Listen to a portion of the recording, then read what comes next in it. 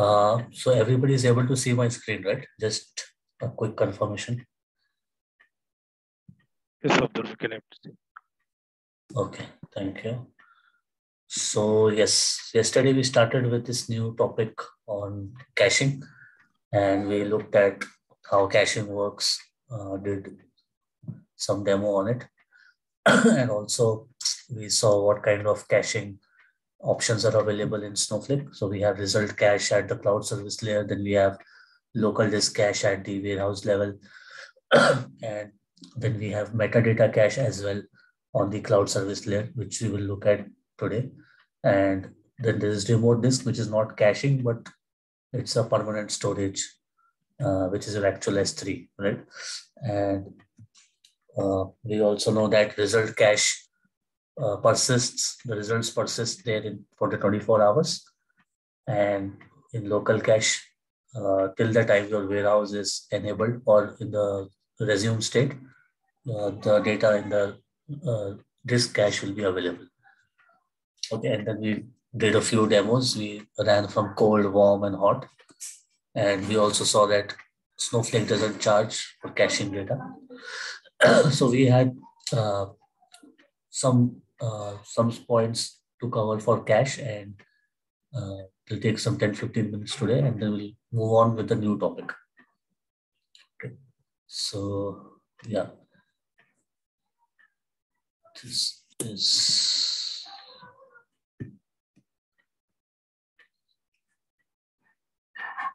so let me take this demo DB only.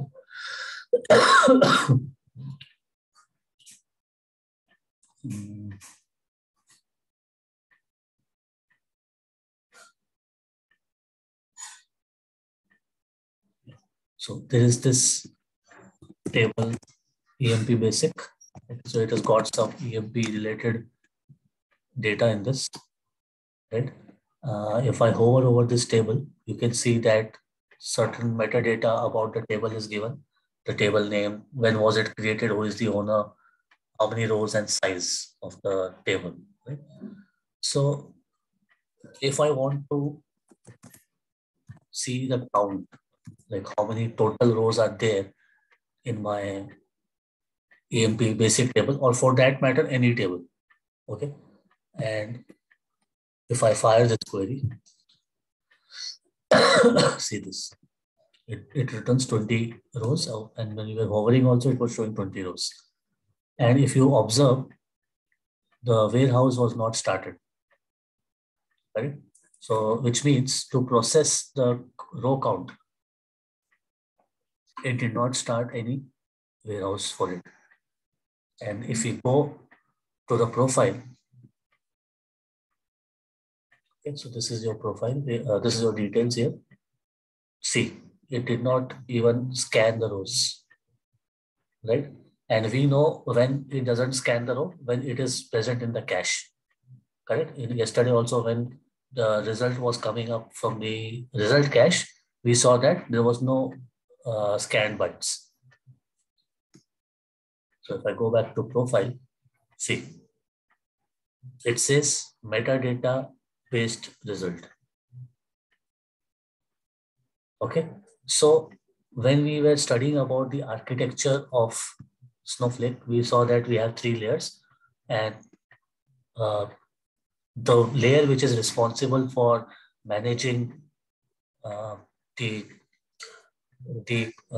warehouse provisioning or warehouse starting of warehouse, passing the optimization plan to the warehouse, managing the transactions and the integrity of the data, etc., and also authenticating and authorizing everything. And also there's one more important part, that it manages the statistics of the objects of the databases and non-database objects also. So this is what is managing the statistics or managing the metadata of an object. It stores the latest statistics of your table, which includes certain things. And one such thing is count in that table. So count is always stored as a metadata in the metadata by the cloud service layer. And also when you fire such queries, which bring back the metadata of those particular objects, it doesn't have to use warehouse because cloud service layer already has that data, right? So we yesterday saw that cloud service layer doesn't have to go forward to the second layer, which is compute layer, if it has got the data at its level. So the metadata of certain of all the objects is always present, and that to the latest one is always present in the cloud service layer. So example, if I insert now, say, if I insert, okay, so if I, let me do a select query again. This time I will fetch all the rows. This time, obviously, it will go to the warehouse.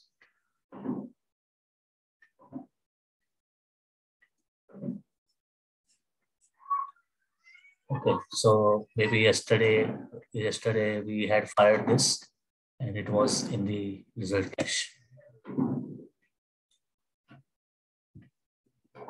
Let me guys, I will just quickly insert one row in this table, and then I will again fire the count.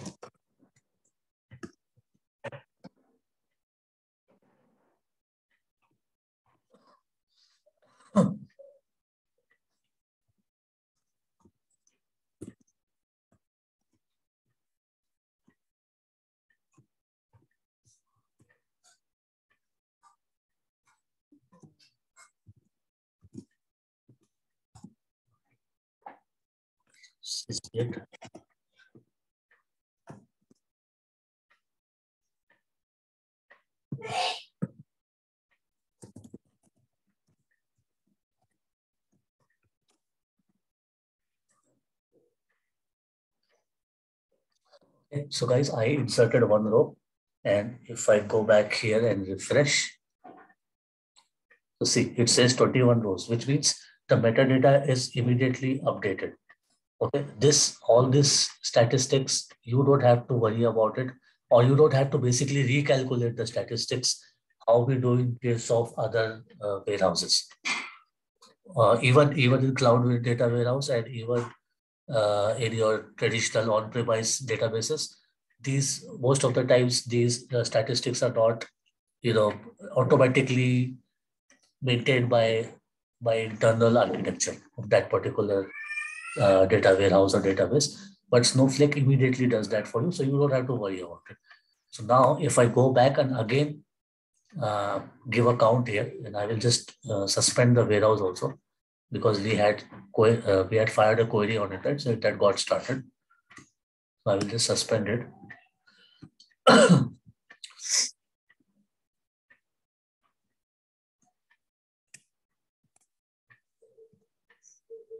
Okay, so it returned back 21 rows, and it again returned back from the metadata based result.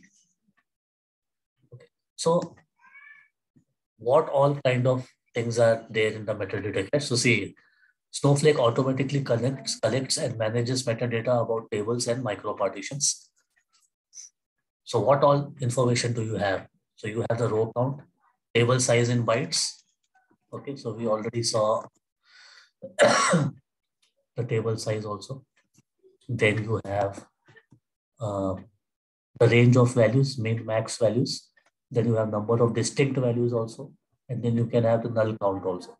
So all the statistics are always there, updated in the metadata cache. And if you want to get this information, you will not have to use any warehouse. So maybe let's try maybe min on some column here.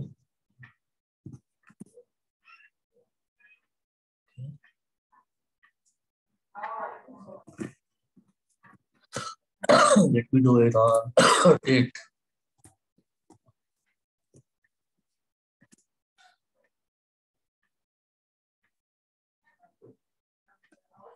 Metadata cache. Now let me do it on some other column.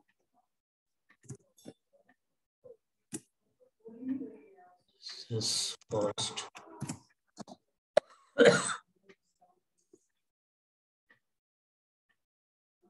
Okay, so see, this time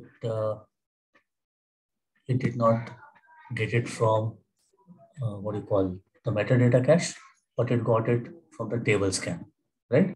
So any idea why you think it might have done this? Any idea, guys?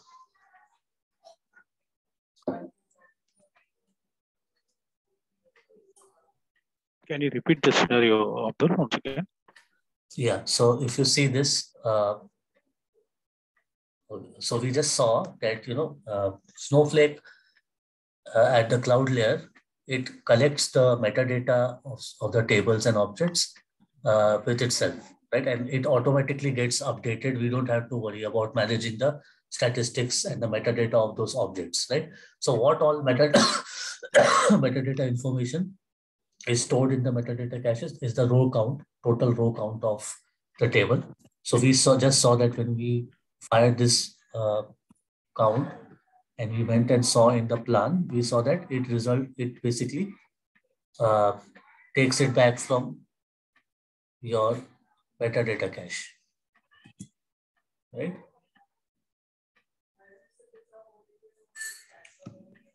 So where is it? Okay, right now it's taking from the result cache, but I'll just alter and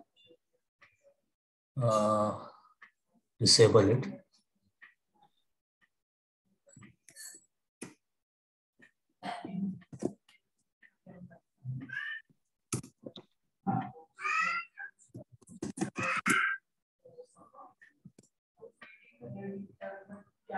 Okay, so it is getting from the metadata cache, right?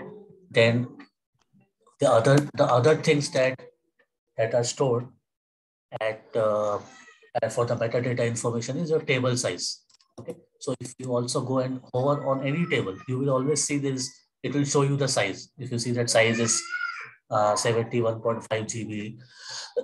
For this employee basic, it is 21. Sorry, the 3.5 KB. You can see there, right, in that black list that has come. That is also metadata only, right? It is stored somewhere. That is why it's coming up, right? Then then there is this range of values. That is the min and max values of your columns. So what we did was so there is a date column here in this table.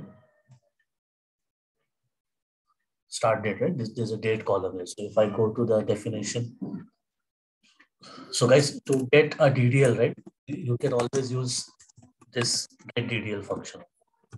So you just need to pass the type of object for which you want to get the DDL extract or statement back, and pass the table.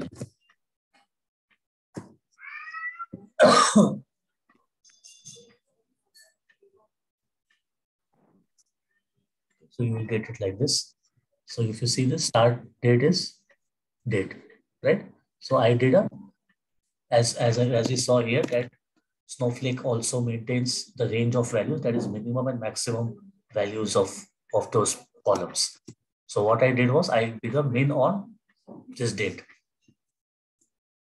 right? So I got this value 2016, and I went to just verify. I went and saw that, okay, is this coming from the metadata cache or not?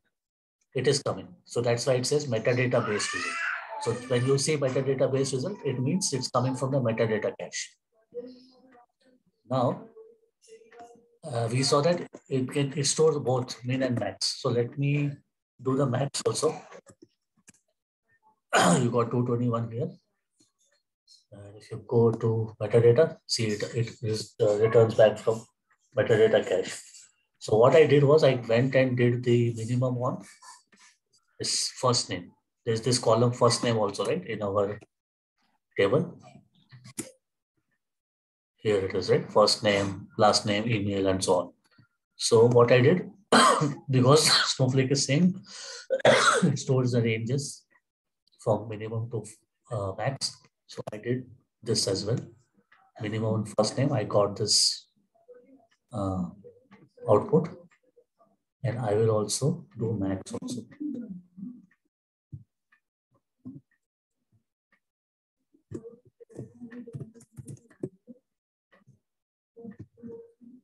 This max, this Wallace. So let's look at the minimum one first.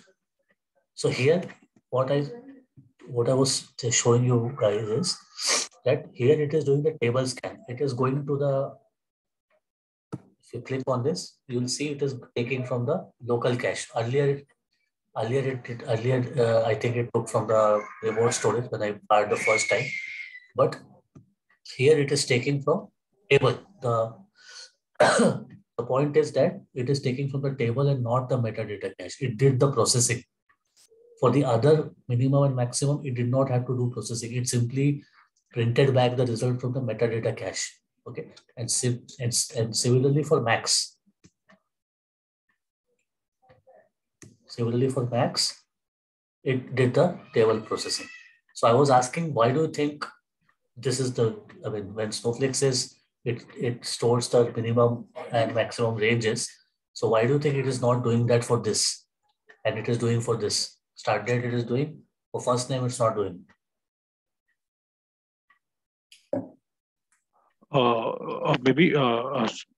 Maybe the what is sorting is based on some numeric values that can be done from the metadata cache. Else no characters that cannot sort.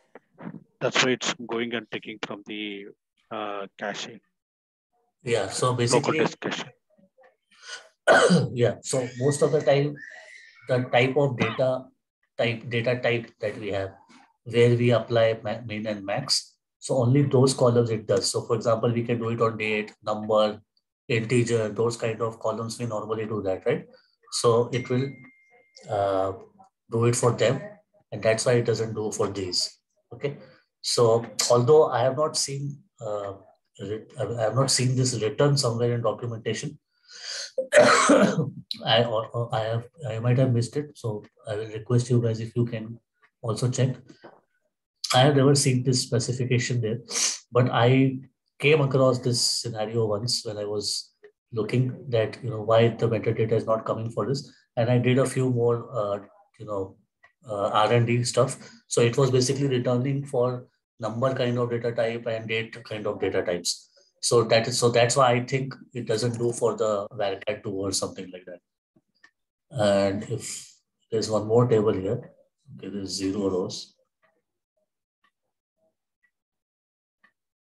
Okay, this one is a big table. If you see, it has got around 70 GB. And if I pass this table for the get DDL, okay,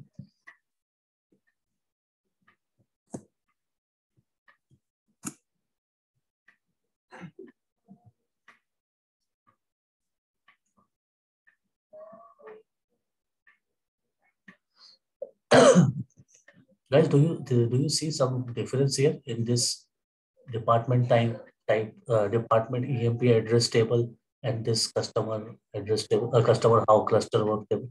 Do you see any change? If some symbols are available. Yes. Yes. Okay, so we have this first key, right, as number.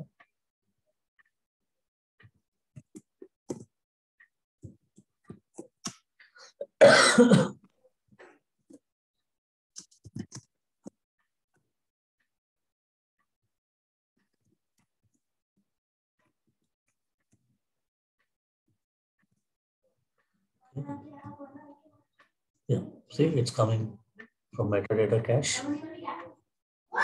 Max metadata cache. Okay, so this is what I had basically when I was trying to do some R&D. I had come across this, so I just thought I will share with you guys. But I have not seen this in documentation anyway. So if you guys, maybe I have missed it, you guys can also check if you like. Okay. So yeah, so Abdullah, and other thing is that this was a question in that learn.snowflakes.com. sorry, If what you, did you say? no, this was a question in the that learning.snowflakes.com. If you put an aggregate count star, from where the result will come. So Uh-huh. I gave it as local cache since it need to do some computation. And it Okay, gave me wrong, but now only understood that no, it's from metadata like that. Okay.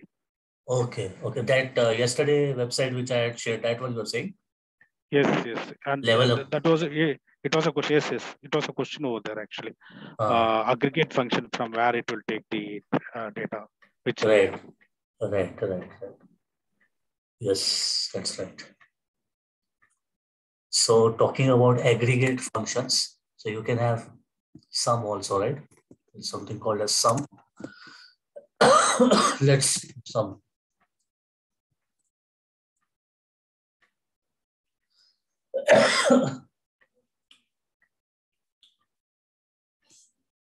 So it's taking a lot of time. So obviously, it's very evident that it might not be coming from the uh, metadata cache. And if you see, it has printed the number of rows also, and definitely it scanned some bytes. And if you hover over this,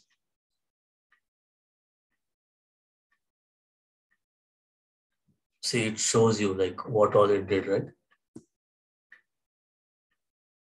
Yeah, table scan and percentage scan from cache is nothing.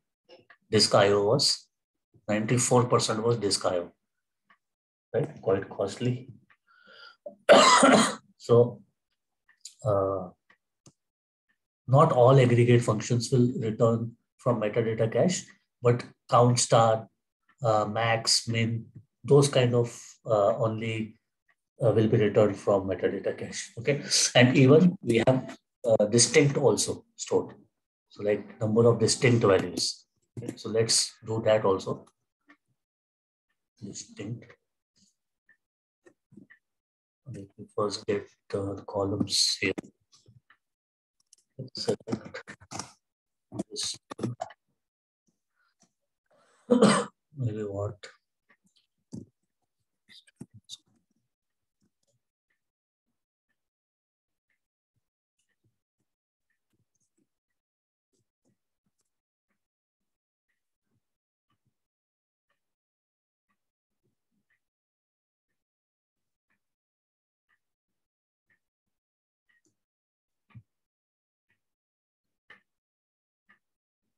Okay. It is getting from it is scanned rows means it's getting from the remote disk or local disk basically. So I think again this also applies I guess to this number column and start date kind of column. No. Is the other table that big one? So,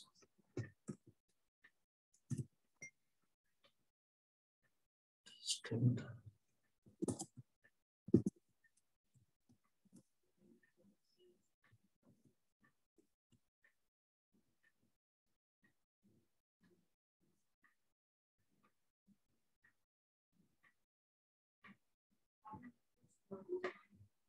Yeah. So it's taking basically guys it is basically it is range of values only, the number of distinct values. So once we come to the micro partition part, right, I will show you this comes into picture. So if you saw in the early part when I mentioned about metadata cache, I said manages metadata about tables and micro partitions. Okay, so we are going to shortly see what micro partitions are and how this metadata is related to that. We'll just see in a bit. Okay, so it is not Uh, basically bringing the distinct values. Yeah. So remember only count and max you will get. Okay. Yeah. Go ahead, Venkat. Okay, okay. So actually metadata, we can see when the table is created and we can get that what are Yeah. the min and max. Is something we can see the modified data also from the data of the table from the metadata. Is that any option is there? For maximum, minimum, maximum. Not the minimum and maximum. Uh, Maybe the modified date of the table. See, the whatever you are given that min and max is a column of the table, right? yeah. So it's not an no. Maybe that's an inserted column from our end. Yeah. Just I'm asking overall. Can I see when that table has been modified like that? Uh, Go to show tables.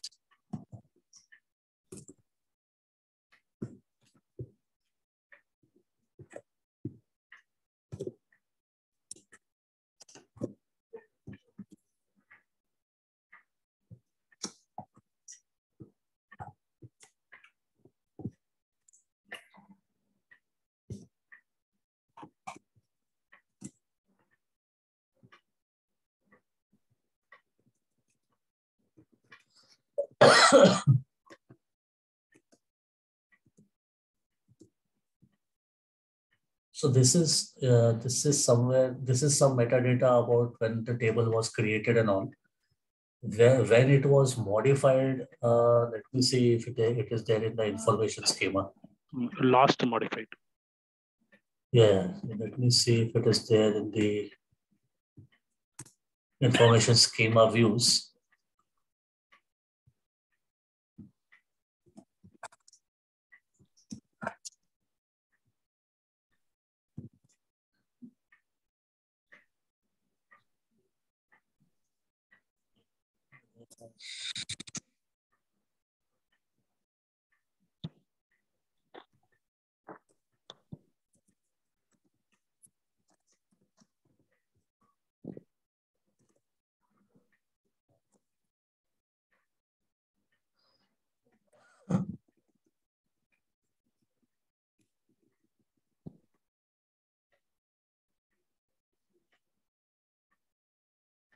Yeah, here it is. Last altered. Okay. Okay. Okay. Because if I know this column only, I can judge whether no it's working correctly or not. Mhm. Else, no, Yeah, whatever the result comes from no snowflakes, I need to accept. right, right. So if you want to see metadata information at the object level, like what changes have been done on the table itself and not the data, you can come to information schema tables. You can do show tables and you can do describe also. Describe uh, table.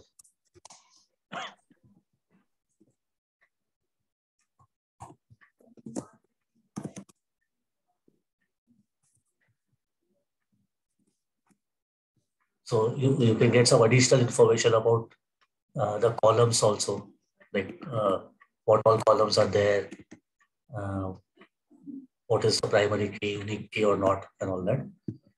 And there's show tables I already showed you. And at the account usage level, you can go and see that also. So if you have the Snowflake shared database with us, right? In account usage also, there are tables here. Here also you can see the information. So if I,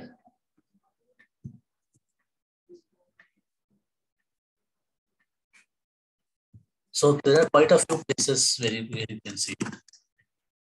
So account usage, we know that it's at the account level, right? So,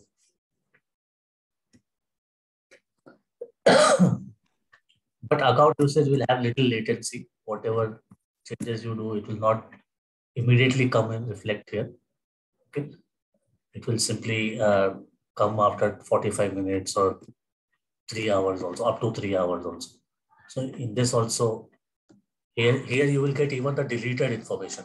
Like if you drop certain table, right? This is nothing but dropped. So if you drop certain table, you will get that information also that this was dropped on so date. But if you drop the table, it will no more be visible in the information schema views in the tables. Here it will not come at all, come up at all. Oh, But in okay. tables it will come in account usage. Okay. That's a deletion only, no, Abdul. In case No, deletion is the sir. this is dropped actually. This is not deletion of rows. Hmm. I mean, I don't know why they call uh, delete, but it is actually dropping. So if I let me maybe I'll create one just sample table for you and drop it also. Just quickly.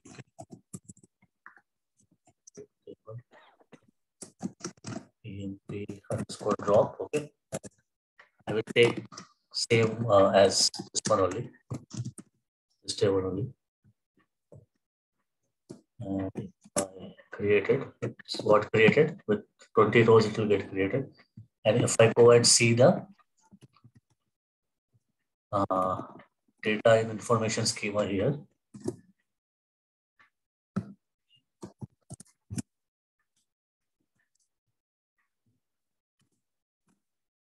okay, so I have this visible and we just created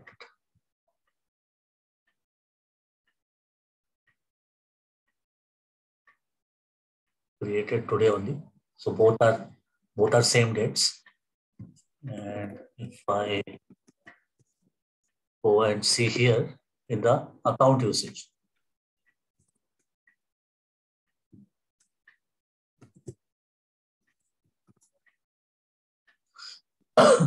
see, this information is not available yet, right? So this will come once, maybe after 45 minutes or 3 hours. So once it comes here, I will go and drop it. I will go and drop this table. I will go and drop this table. So you will see that it is no more visible in information table here. There is no row coming up for here. But in this, one row will come and that deleted column, right? That deleted column here, it will get filled up with whatever date we deleted it. Okay, so we'll have to just wait maybe for 45 minutes. So we'll resume with the class, and once once we reach 45 minutes, I will just do this again in between and we can check that. Sure. Okay. And I'm not sure why they call it deleted, but yeah, it's basically not about removing the rows. It's actually related to dropping the table.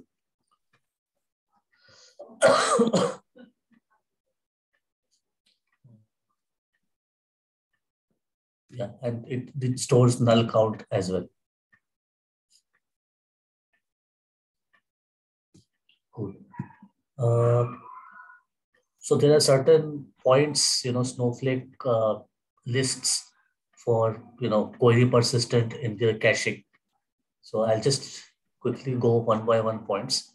So the new query syntactically matches the previous executed query. So yesterday I showed you also, if the query is exactly what you have issued it in the previous run, it has to be exactly that. Even if you change even a little bit, it will not use the cache. Yeah, no matter if the result that you're trying to fetch is the same only.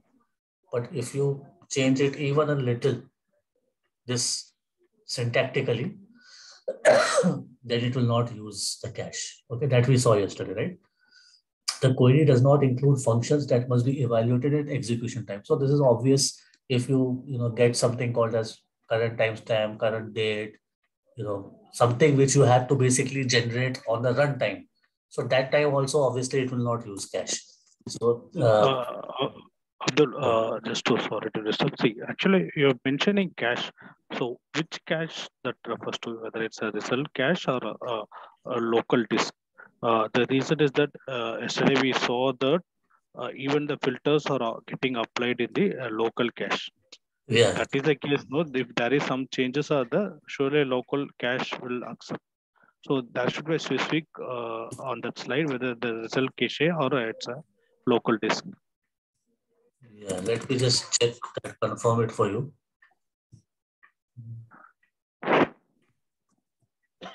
Maybe I'll just take this two columns. First time it will use the local disk only. Then if I hide it again, so I have not enabled my cache.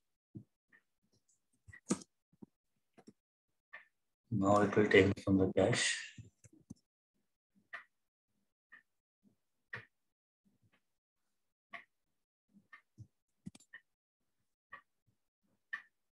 Okay, now it's coming from the cache, and if I now take it, yes, I add this current underscore line stack. No, you should add a filter actually. It's not. Sorry, what filter? No, you are changing, right? Okay. You can add a column. Okay, no issues. Yeah. So basically, when we talk about query persistence in cache, it's normally about the result cache actually. So anyway, let me fire this, and it will come from local cache only. Okay. So this is actually when you say about query persistence, it's actually result cache.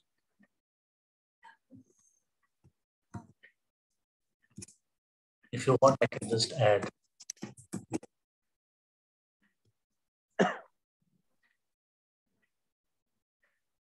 Okay, so it's basically about result cache. And obviously, you should not have any user-defined functions or external functions you're firing during your query processing. Then the table that contributing to the query result has not changed in terms of data, right? So this also we saw yesterday. The persistent result for the previous query is still available. So this persistence, whenever it comes, it is basically talking about result cache.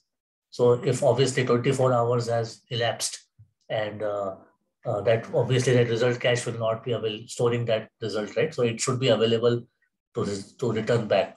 That's what it's saying. The role accessing the cache results has the required privileges. So it means if you are on a row either which has the select privilege or show privilege on that particular role, then only it will return back the results. Then any configuration option that affects how the result was produced have not changed.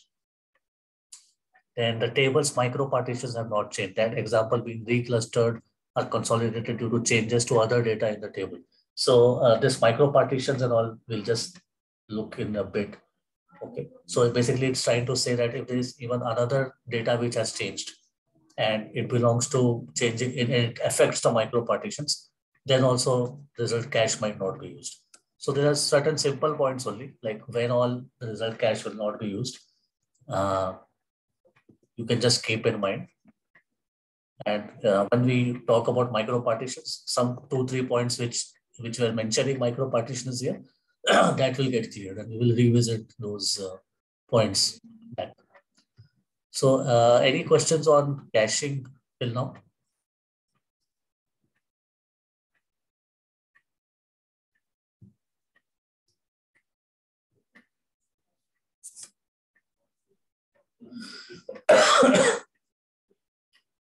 Because this micro partition is going to be little, what do you call, not confusing, but yeah, it is going to require a lot of maybe concentration and understanding. Okay, so Abdul, which means that if you have 100 tables. Shiva, can you be a bit loud? Bit loud. Yeah. I cannot. Yeah. For example, in my warehouse, you see 200 tables. If I run a job, every day, daily job or daily schedule, which access all the 100 tables, right? For some reports and analyticals, everything, daily report and all. Yes. All the analytics, all the 100 or 200 tables will be fetched into local cache, right? Yes, right? yes. Then the everyday report I run, right? It will bring from a local cache only. As far as your warehouse is active. Yeah, I can keep my warehouse active because okay, warehouse should be active. That will cost the company. Yes. Right. So yeah. Anyway, they have to pay. Either pay through warehouse, right? Keeping warehouse always busy, or fetch from the remote. We have to choose either of the approach. Yes, yes, Yeah, exactly. that is yeah. I was wondering if if I cached all the data in a local cache, the next month, the 31 days or 20, which days is 31 days, right? Yes. No, not 21 days. Result cache will be 31 days. But local cache? Local cache is the till the time your warehouse is available, I mean, on or in the resume state. Oh, then For it will example, be if available always then. If it is available, if it is in the active mode only. Yeah, but any data warehouse, right? Yeah. It always data is incremental. Today, I would store some data. Tomorrow, whatever the sales or transaction happened in the previous day, that will come to the table, right? That is how most of the CDC, right? CDC. Yeah. Correct. Warehouse are designed, right?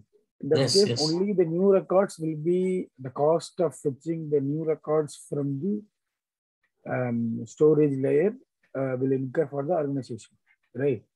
Yeah. As you said, either pay for instance VM or virtual warehouse or pay for fetching the data cost. Either this. Yes. And we have to benchmark and choose it. Correct. Yeah. Okay. So yes, you're right. So that 31 days about that result cache is basically the result will be there for 24 hours. But if you say at the 23rd hour, you again fire that query. So that 24 hours time will again shift from that point in time. And this will continue mostly, right? The data warehouse, the production environment. We are all talking about the production environment, right? If you say a job which runs at 10 o'clock, the same query will be executed tomorrow 10 o'clock.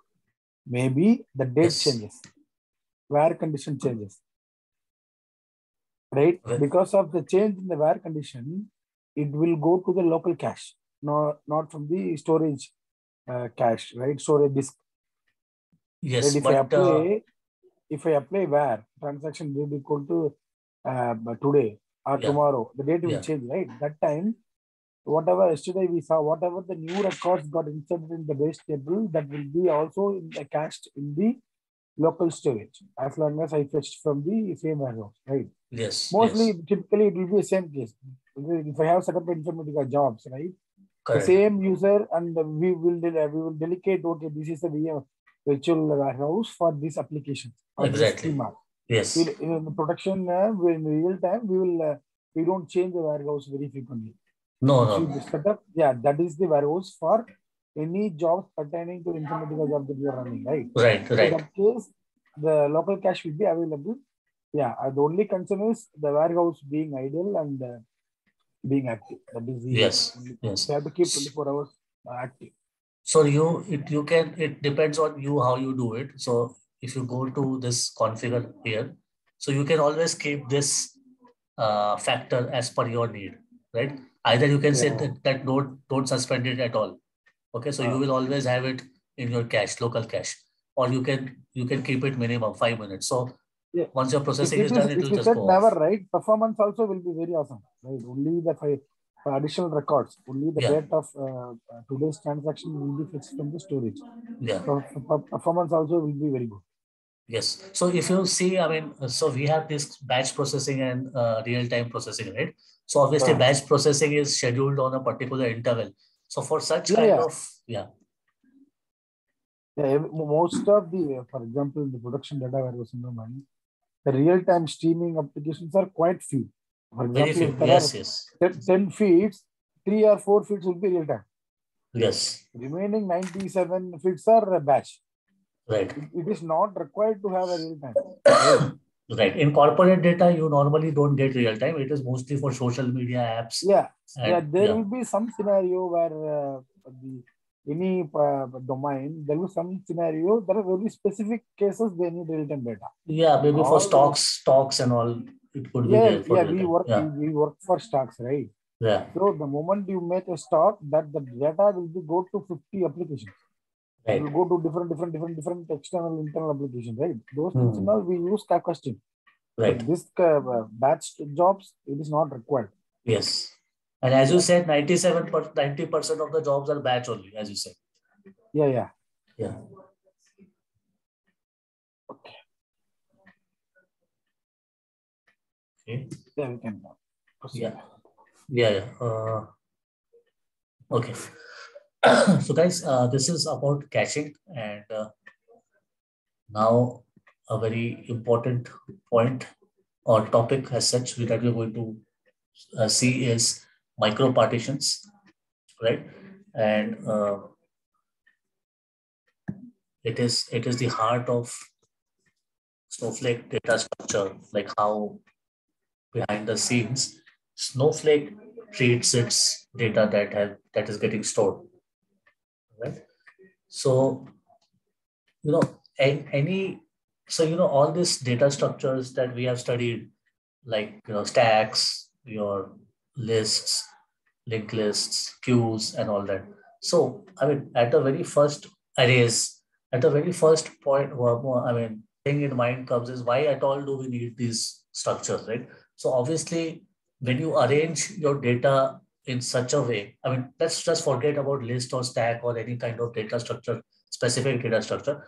But if you want to have a proper performance to come out with your data processing, you need to arrange the data in such an optimal way that whenever you try to process it or fetch it, you should get the response time in a very quick manner, right? For example, if when we go to this mall parking lots, right? So we see that vehicles are arranged in a particular way, and with each, when you park your vehicle at each pole or the pillar against where you have parked it, or in that particular line, there's an alphabet or there's a number assigned to that pole. And then when you park and you remember, okay, this is the number where I have parked. And when you come back after you're done from your shopping or whatever, you directly go to that number, right?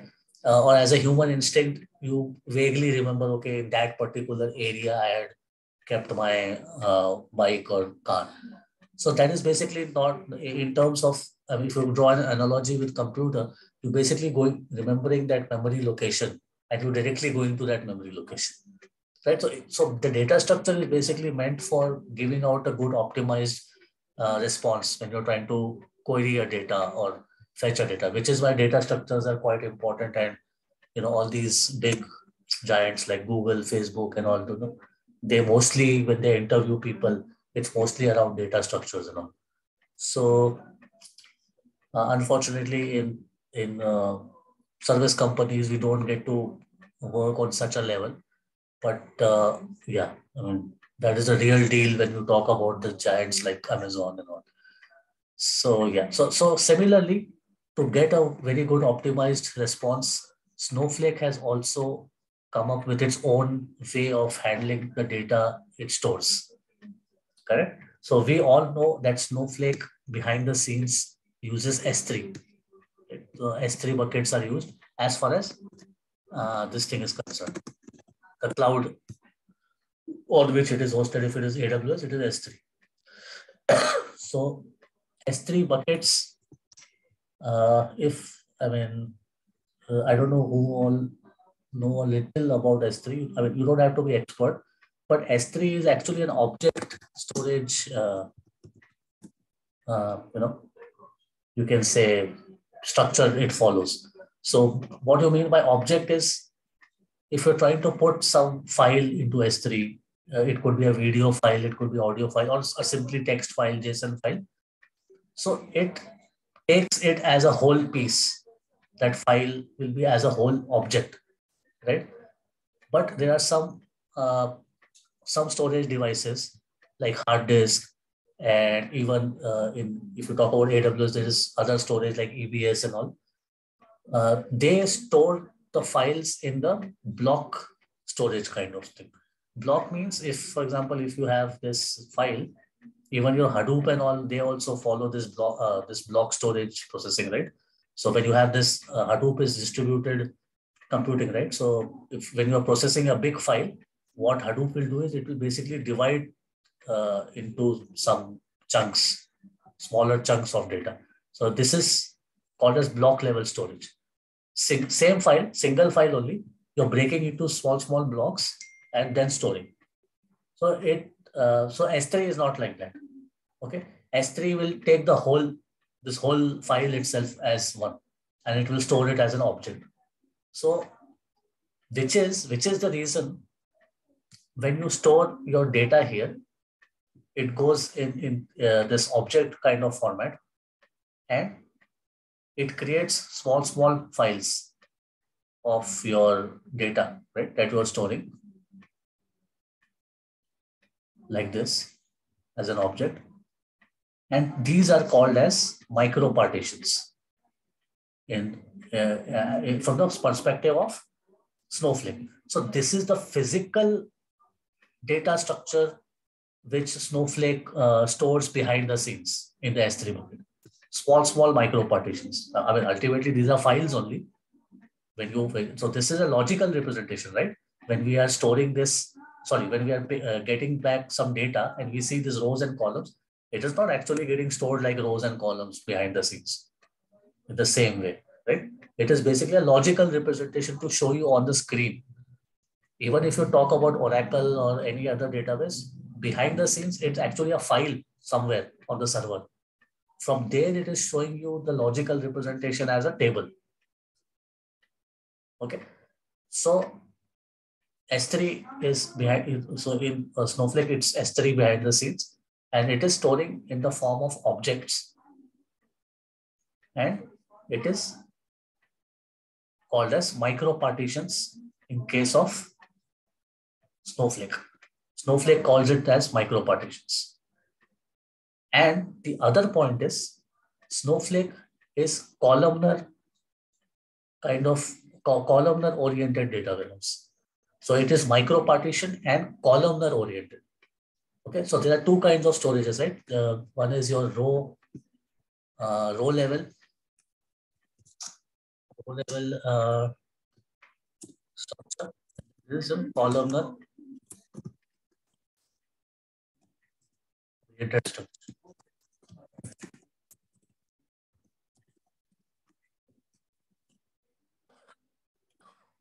Okay, which means I'll show you from the structure also, which means that in case of a columnar oriented, all this first name, these are columns, right? First name, last name, current, sorry, not this one.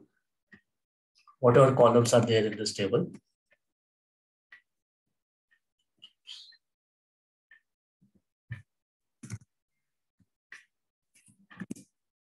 First name, last name, email. So it stores all the first names together somewhere. So for example, if this is one MicroPartition, so here all the first names, I mean, not all, I mean, if it's a huge data, it will be spread across MicroPartitions, but it stores all the column related data together. So all your first names, right, in this, they will be stored. If the data is huge, it can span up to many MicroPartitions, but just consider that right now it's very small table. So here only, in this MicroPartition only, this first name is getting stored. Okay. So all these first names that we see, right? This Wallis, DI, Carson, Dana, and all these, they are stored together as a first name. And your last name column values, all the last name column values, they are also stored together.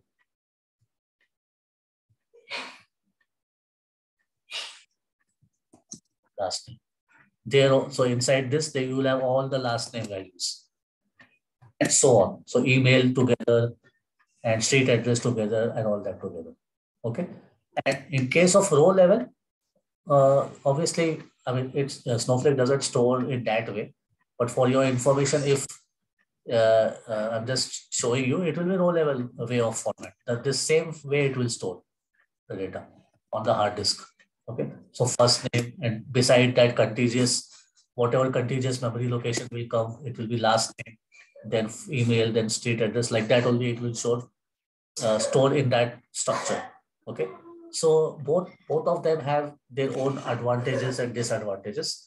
Okay, I mean, you can, if you're interested, you can read about it. But if we restrict ourselves to how Snowflake stores physically the data behind the scenes, so it is in the form of micropartitions and columnar oriented structure. Okay, let me show you the diagram to maybe more, it will clarify more. See, this is a logical structure basically which you are seeing on your screens or your web UIs or whatever client you're filing the query on. So if you have a table which has these columns, type, name, country, date, this is the logical structure, and physically it is stored in the form of micropartitions. Okay, each file here, these are called micropartitions, and it is columnar oriented. So if you see the all the type related columns are stored together. Name related are stored together. Country stored together. Date stored together. So this is how Snowflake basically stores data behind the scenes. And if I'll just take your questions if you have any. I'll just quickly read this definitions here, and then I'll take questions if you have any. So traditional data warehouse relies on static partitioning of large tables to achieve acceptable performance and enable better scaling. So what it means is basically in Oracle or any other traditional databases, you have to explicitly, data is never stored initially in the form of partitions.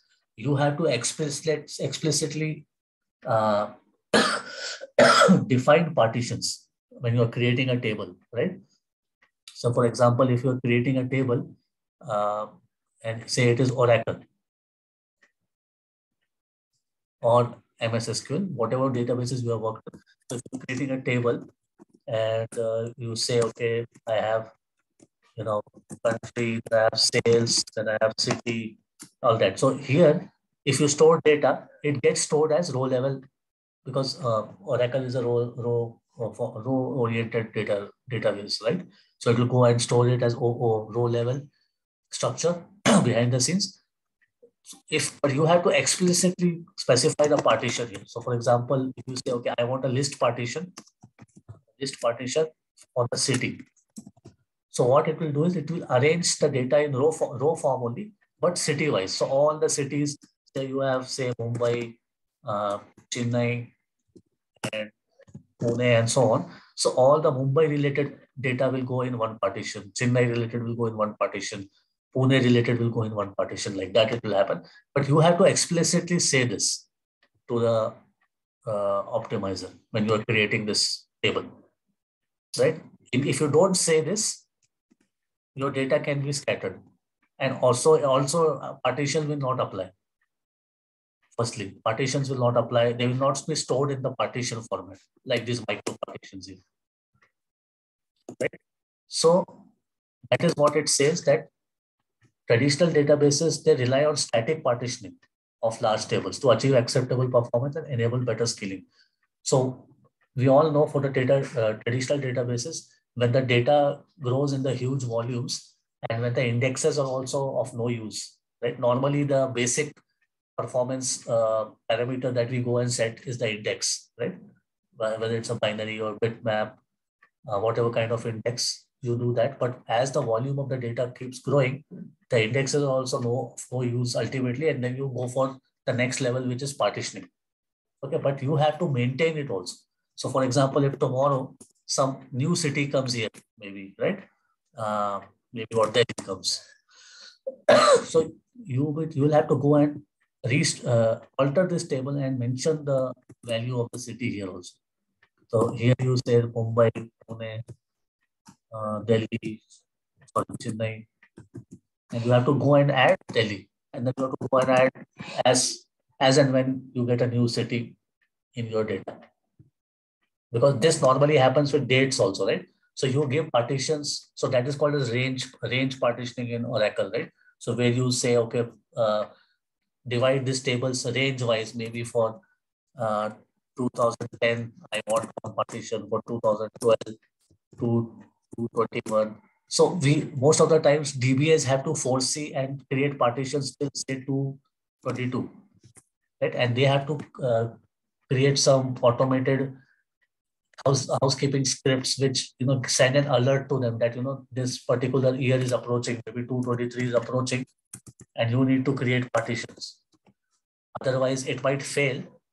The data might fail, or it can go to some default partition if you have not given any specific partition. So they have to manually go and do this management.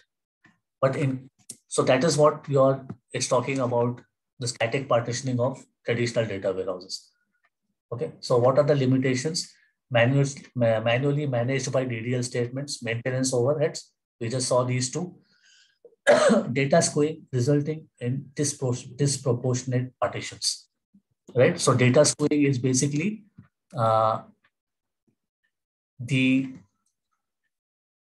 you can say the partitions are not divided equally. Okay, so for example, Mumbai can have say 1,000 rows, right? Chennai can have 2,000 rows and so on, and Delhi say has 100 rows. So obviously the processing done on Mumbai partition, whatever you want to do there, will be more as compared to Delhi. So this is called as data skewing because it is a disproportionate division of the table. Correct? So this also can happen in case of the traditional data warehouses. So this partition size can be different, and this partition size can also be different. So that is called as data skewing. So this could also happen. Now let's see how Snowflake does structuring of its data. All data in Snowflake tables is automatically divided into MicroPartitions, which are contiguous units of storage. Contiguous means obviously one after the other. Each MicroPartition contains between 50 MB and 500 MB of uncompressed data. Note that the actual size in Snowflake is smaller because data is always stored compressed. So these MicroPartitions are initially they are uncompressed, and later on Snowflake basically compresses them. And each MicroPartition is of this size, 50 MB and 500 MB. It will not go beyond this, which solves the issue of data skewing.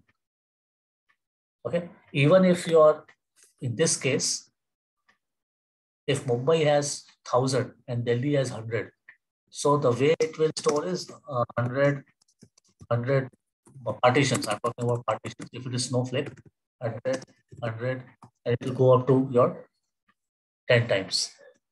So if you see, the size of each partition is always the same.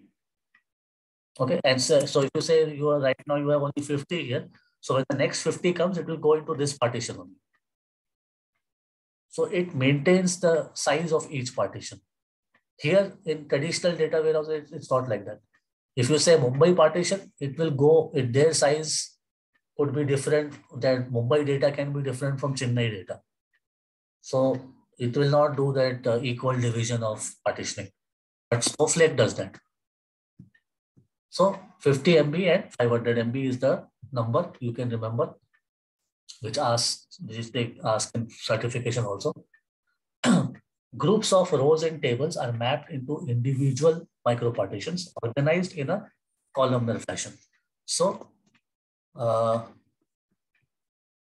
with this diagram, if we see, a particular row it gets stored together basically in the same MicroPartition, but in the columnar format. So if you see, look at this row number 2. So the type is 4, name is C, country is SP, and this date is this 11/2. So if you see this, it is getting stored here in the same MicroPartition only, like this vertically, but it is stored in the columnar format. It is getting stored with their respective column, say colleagues or members or whatever. Okay, so it is getting stored along with their type column, type and name and so on. But you can fetch the row. It's not like that, okay, it is stored, this row value is stored somewhere here, then name value is stored somewhere in this partition. So if you're going to fetch type and name, so you have to scan 2 partitions. It will not be like that. It will, Snowflake will take care of it. It will store each row in the same partition only, unless it crosses 500 MB and it has to, put the next one into some other micropartition, one column value in some other micropartition. But mostly it will arrange all this in one row only, and it will be columnar oriented. So this is how columnar oriented looks, and this is how micropartitions look, right? Then this size and structure allows for extremely granular pruning of very large tables, which can be comprised of millions or even hundreds of millions of micropartitions. So we'll see what pruning and all means. Snowflake stores metadata about all rows stored in micropartition. So this is your micropartition, all these four micropartitions.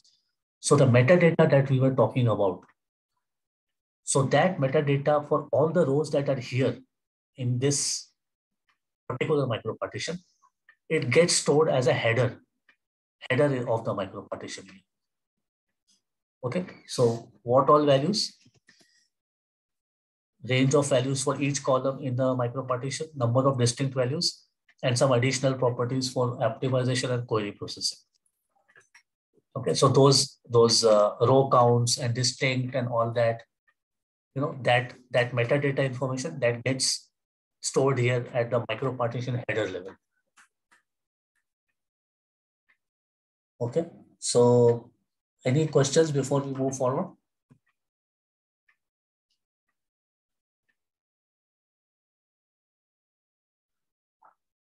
So, Abdul Venkat, so this case it applicable for any cloud services, maybe Snowflake over GCP or maybe for Azure. Yes. This way it will be stored in their bucket, right? Yes, absolutely. So good point, I will just mention once again. See, Snowflake, irrespective of whatever cloud it is going to get hosted, this term is used. Okay, they call it actually cloud agnostic layer. Although there are only 3 layers in the Snowflake architecture, but they call it as cloud agnostic layer. Agnostic means behind the scenes, we don't have to, know or worry where it is hosted. The on the face, how Snowflake looks to you, whether it is the architecture, whether it is the storage of data, all that will be same across cloud, whatever cloud you use. Okay, that will not change. Which is why they have actually chosen such kind of storage in the cloud. For example, this basically they have chosen the object kind of storage. Object storage I just showed you right here. What is object storage?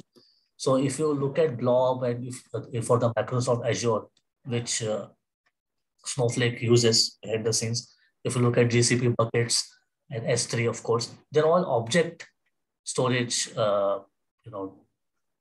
say devices or technologies or services, whatever. So that is why this architecture is possible. So they have leveraged those properties of those underlying storage, services, like what are these properties of those storages. And accordingly, they have on the top of it, they have designed their architecture. So they have to go for example, tomorrow, if they decide to go on Oracle Cloud and if Alibaba Cloud, so they will choose some object type of storage only behind the scenes. So this overall architecture doesn't change. Okay, so there's a lot of thought gone behind, like what service we will use as a storage of that particular cloud. And that is why this architecture that we are seeing today, the micropartition and all, that is possible only because the kind of storage they have chosen behind the scenes. So this is uniform across any cloud that you're going to host Snowflake on. Okay, Venkat? Oh, yeah, I got it. So maybe this question, maybe I'm not sure whether it's covered now. This is kind of structured data. What about like unstructured data? It follows the same or yes. It's going to be semi-structured? Yes. Yeah. So we are going to come to that also, but it is going to follow same only, micropartitions and columnar oriented only. Okay. So another thing is that, so basically the physical data are in the cloud, that means any cloud, AWS. So in case cloud stops, in case some issue, no, cloud is not going to work, then Snowflake's also going to be stopped, right? We cannot fetch any data from Snowflake. Yeah, definitely. Unless there is a replication done by Snowflake, or there is a uh, you know for example, AWS or any other cloud, they provide this resilience of data structure, and they say that, okay, if one you know area where your primary location where your data center has gone down and you're not able to access it, so they can fail over to the other area where they have replicated the data. So Snowflake also has this facility of replicating your data to other. For example, if this is our data on AWS, you can also replicate the same data on Azure, on GCP, or even on AWS only, but for other regions. Suppose this is on Mumbai region, and you want to move it to Kolkata region, you can replicate to Kolkata region also. So in case AWS at Mumbai region goes down for some reason, you can fail over to the Kolkata region. You can do that, but you have to do it. I mean, you have to enable the replication for that. Sure. Okay, got it. Okay. So I think what Shiva was saying yesterday about this S3 types, even in S3 there are different types. I mean, don't worry about, don't get confused if, or don't worry if you're not able to understand also, because behind the scenes, we are not worried where it is stored and what it is doing. We don't care about it. Okay. It is the job of Snowflake to give us the storage and compute, whether it is using EC2, whether it is using, you know, uh, AWS CEO's personal laptop, we don't care. So, but if you want, as you said, in case of a failure, there are certain replication strategies, or even Snowflake says, okay, if you choose this kind of S3 bucket, you will get a failover, which means failover means you can switch to some other location in case of a failure, and failback means when you come back to your primary location once it is up. Okay, so those kind of things are there, but you don't have to worry from the cloud perspective. We will see that replication, how we can do replication in Snowflake later on. Like if there's a failure in a particular cloud, how can we get back from other location? That we will see later on in the topics.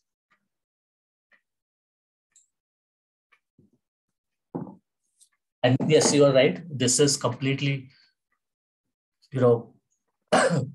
cloud dependent. So tomorrow something goes down, Snowflake will also go down, and that will hold good for AWS other services also.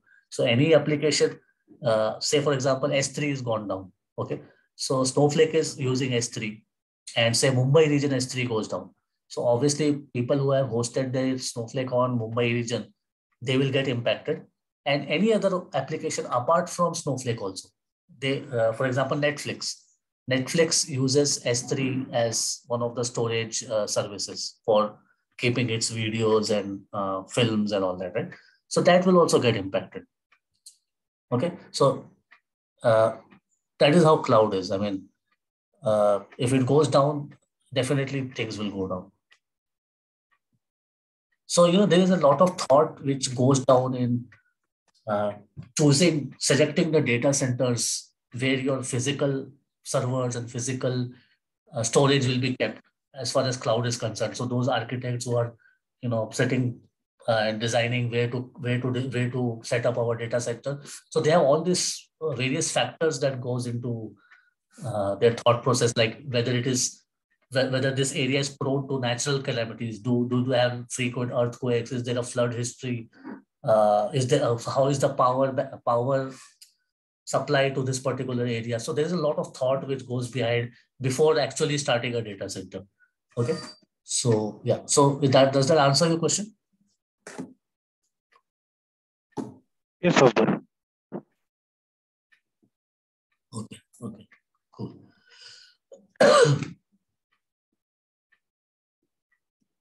Okay, guys. So let's take a 5-minute break, guys, and then I'll just come back. Abdul. Yeah, sure. See, you said it's a columnar structure, right? Now every MPP is columnar structure. Even Oracle Exadata stores data like that.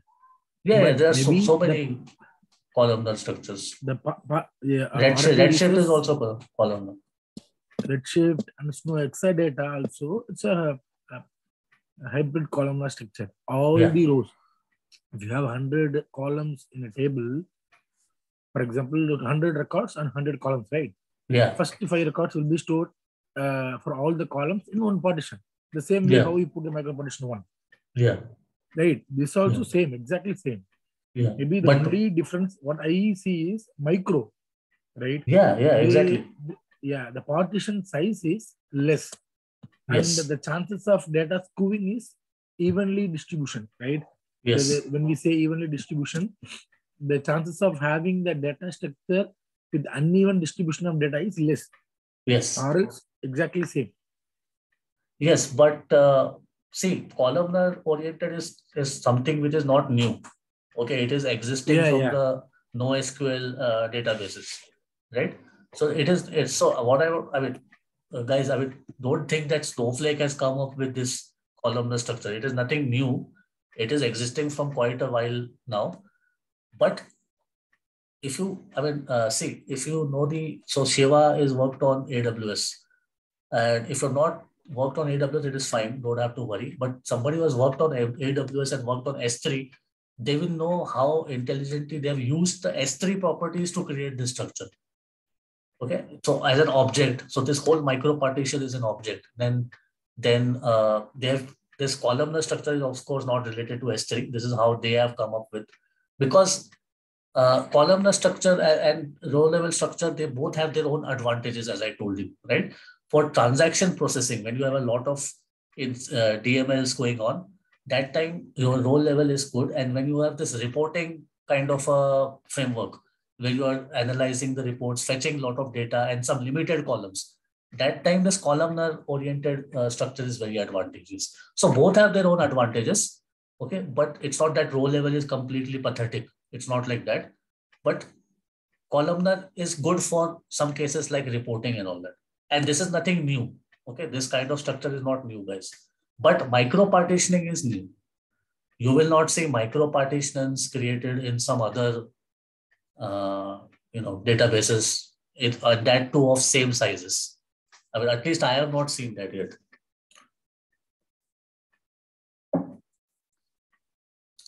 Okay, so we'll just take a break of 5 minutes and then we'll quickly come back and see some demos and all that. I'll just get some water back.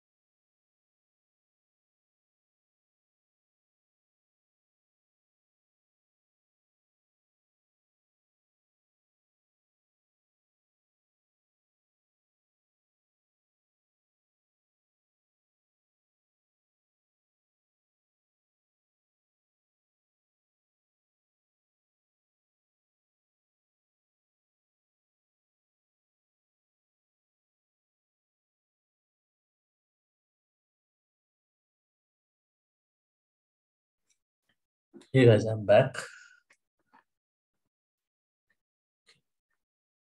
So, you are able to hear me, right?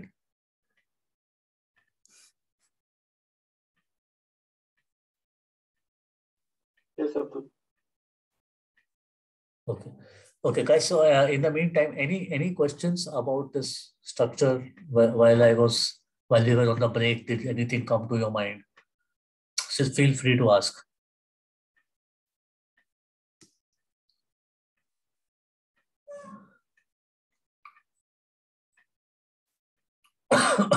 Okay. Okay. So, guys, this is again the same picture only, and it is basically showing you where the rows are located. So, for example, if you see this 3xd11.5, it's in the micropartition 4 3xd and 5. So I mean, you can get that row from the same partition only. And if you want to get certain columns only, so you don't have to scan so many blocks. If you want to get, say, what type, and so say name and country. Okay, so name and country. So you have to just firstly you have to go to this micropartition 4, because you know that this particular row stays in micropartition 4. You go this, you skip all these other micropartitions 1 2 3. You don't go and you don't have to go and see these micropartitions. You go directly to this micropartition. So if you just remember, some time back I told you, when you park your vehicle, and there's a pillar around the area where you're parked, and it says IJ123 whatever. You remember that, and when you come back from your shopping, you directly go to that number, right? So you basically look at the pillars. Okay, this is 1. Okay, so my car is at 3, so I need to you won't search in that particular lane of my pillar which is numbered as 1. Okay, you just see 1 and you remember, okay, it's not my lane, I'll have to cross it. So you directly go to the next lane. You see 2, you don't have to search your car there. You go to 3 and then search your car there. So similarly here also, it goes to directly to micropartition 4. How it does that, we'll just see in a bit. And only two columns you want. So only this block and this block it will read. So all this block also, this country and date which you're not fetching, you don't need to read them. Okay.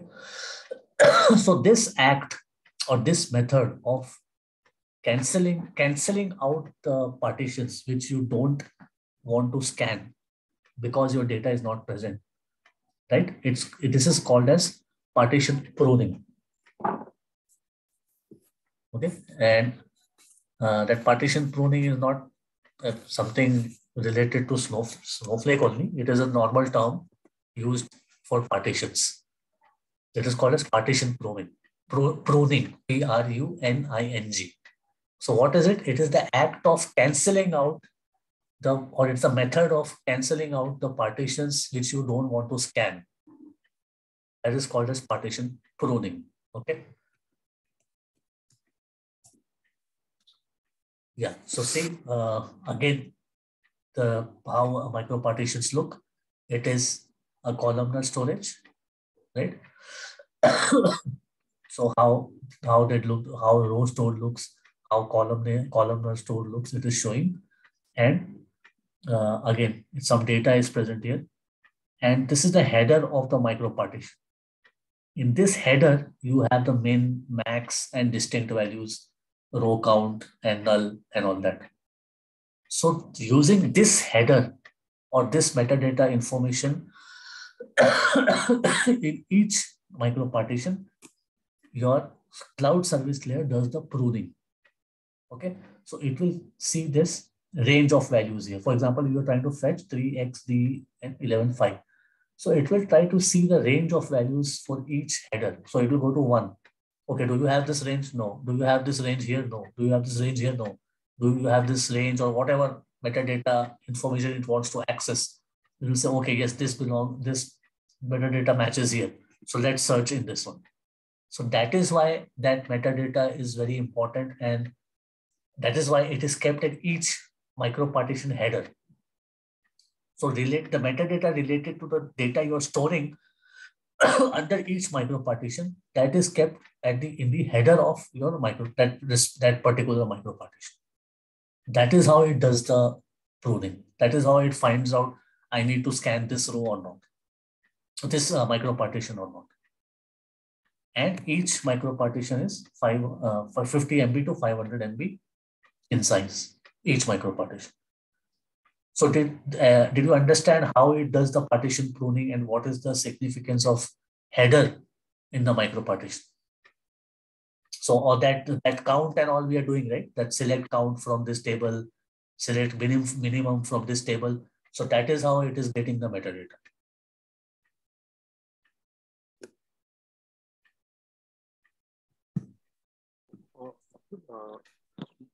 This thinker. So that means it will not be sorted based on like kind of index kind of thing, which we will have in normal database. So the data will be scattered, but that will be a row kind of thing. Yeah, good question. So this is something called as clustering. So we will come to that. Okay. So how, the order, right? The order in which the data gets stored, that is called as clustering in this Snowflake. Okay. So that is next topic, data clustering. Okay. Okay. Yeah. So this is one diagram also, like just what I just repeated. It is just what I said, how it goes and checks the headers. It is showing this only. So query processing in Snowflake. So if we take this same data set here, this type, name, country, and date. So if you say it's doing select type, name, and country columns from employee table where date is 11/2. So this query is sent to cloud service layer. Cloud service layer will read the header files and see which particular micropartition do we need to scan. So it is saying date, which is 11/2. Okay. So all the date which is falling for the 11/2 category, get me those micropartitions. So if you see, it is this 1, 2, and 3. 1, 2, 3 micropartitions. Right? So that it will fetch data from all the 3 micropartitions here. I mean, it will ask warehouse to do it, obviously. Warehouse will do it for you. Same diagram. How it is. So see, I just told you the method of cancelling out the partition you don't want to scan is called as pruning. And if you see here, for the 11/2 filter, it has chosen 1, 2, and 3. And if you see this color, odd color here, it is not chosen for scanning. These are the micropartitions selected and these are cancelled. So this is called as pruned partition. It is not. Abdul. Yeah. Abdul, I have a question here, right? Yeah. So as you mentioned earlier, Snowflake will not have the metadata for all the columns, right? Only a number or a date, only for those data type, only stores the metadata, right? Yeah. Like the header also, the min, max and all, will the min, max value, right? For all the columns will be present in the header data, or only specific columns will be stored in the header? No. So header will have all For this. example, Min, max, distinct values, range, all this. Yeah. For example, if you say the date, you have chosen the date as the example, right? Let's say name. Yeah. So the min of name will not be stored in the header, right? But the range will be stored. Range means distinct values. Distinct values. Number of distinct values. Yeah. Okay. The number of distinct value. How the number of distinct value will help to prune the partitions? So if you have, say, if you're selecting from, say, where name equal to A, suppose. Okay. So in this micropartition, it will check in the distinct values, does it have A? If it has A, then definitely this is one micropartition which it needs to scan. Then it will go check this, then it will go check this and this. This way it will do. So my header information is the basis on which it will do the pruning. Yeah, that's what I'm questioning. Yeah. As long as that you say min or max of type or either a number or date, it is fine. It will have the data. It will go and fetch from the particular partition, right? When I say that is a problem with Oracle also. When you run the query without the index of where the partition index is not specified, right? You go and search all the partition. So that will create a headache. Here also, you mean to say because of the distinct values of, for example, let's say a scenario, right? Yeah. Say SSN, right? 8-digit SSN. 123-456-6. It is unique. Which is unique means every citizen will have let's say Aadhaar card. Yes. Aadhaar card has a number. Let's say it has some what is that? Some in between there are some concatenated values, right? When I store the table which has Aadhaar card, right? Yeah. If I store the table, right? The header partition, right? It will the partition itself. If it is a 500 MB, say, right? Yeah. It will have a 500 MB, which means let's say 1 million records in the 500 MB, right? Yeah. Yeah. You say 50 to 5 MB, which means to me is based on the number of columns, the space size will be extended from 50 to maximum 500 MB, right? So that is what I believe that. Okay, right? When I say that, when I run that, the partition, the MicroPartition has, for example, 1 million records or 100,000 records, right? Yeah. 100,000 records will be there in the header. That is what you mean to say? See, 100,000 unique values, SSN will be there in the header. Is it? Okay. That you are telling? Okay. So, as I said, there is something called as clustering. Okay. You have to basically, when you are designing your database or when you are creating your this clustering and all that time you have to be sure, like, you have to normally see the cardinality. You have to normally see the kind of where conditions that you are going to use. So that is all going to come in the future slides anyway. So that time hopefully that will answer your questions. No, you got my question right, Abdul. Yeah, so see, you have unique Aadhaar card numbers. So that means primary key. Let's say primary key. Yeah. So the partition, if you have 1,000 records, let's consider the partition, it's 1,000 records, right? Yeah. I will have number of distinct values will be 1,000 SSN. So 1,000 Aadhaar card I should store in the metadata, right? Yeah, so it will store, no? What is the problem? It will store. This this cloud service layer is basically EC2 and EBS. This elastic block enterprise block store. Yeah. Okay, because it also has its own EC2 has its own memory, right? Yeah. So it will store. It's as I said, behind the scenes, it's the headache of your what do you call Snowflake, how it does it.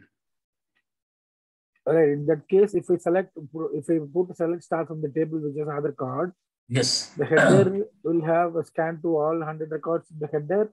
Then the same should happen in all 100 MicroPartitions. It should happen in all 100 MicroPartitions. Then I don't think it will be effective way of fetching that. What I believe, we'll see going forward what happens. No, it is. I mean, to check headers is quite fast as compared to checking each and every row, right? Yeah, I understand that.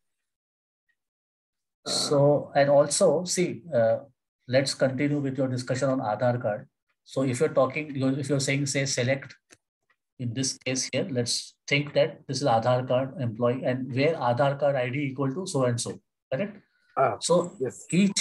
Each citizen in India has an Aadhaar card and unique. Every citizen has a unique ID. So if you have 150 billion population, and obviously it will be there in the database.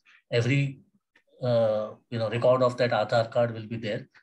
So it means So you all guys as database professionals, you all know what cardinality is, right? The cardinality. In this case, cardinality is high, 100%. Yes. So right. It is very high.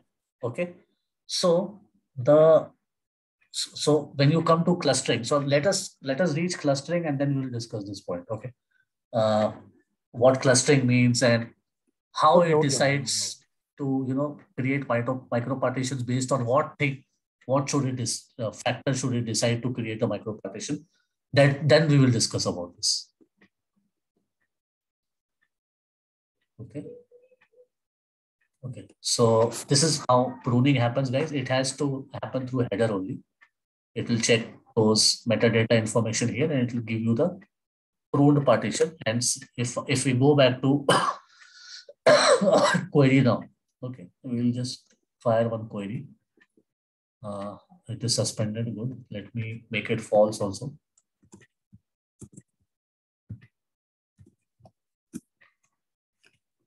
And I will fire this query. Okay. We got the data. I'll go to the profile.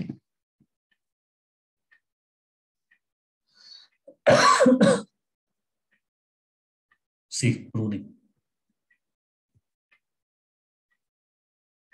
So total partitions are, how many are there? 1 for this particular data set. Only 20 rows are there, right? So only one partition is there. And obviously it scanned, I said select star from everything. So I mean, even if I would have given a where condition, still there is one partition only, right? So obviously one partition will be scanned. So this factor is pruning. So when you see that this is not equal, like total partitions, whatever are created for this particular data set, and there will be some lesser number of partitions, then that time that is the remaining part is pruned basically. That is what it means. Okay. So in this case here, what you will see at the profile is 1, 2, 3, 4. Okay. So you will see 4 here, total 4 partitions, and partition scan you will see 1, 2, 3. So 3 here. So pruned means 1 is pruned, right? Because one partition, total partition is not equal to scanned partitions.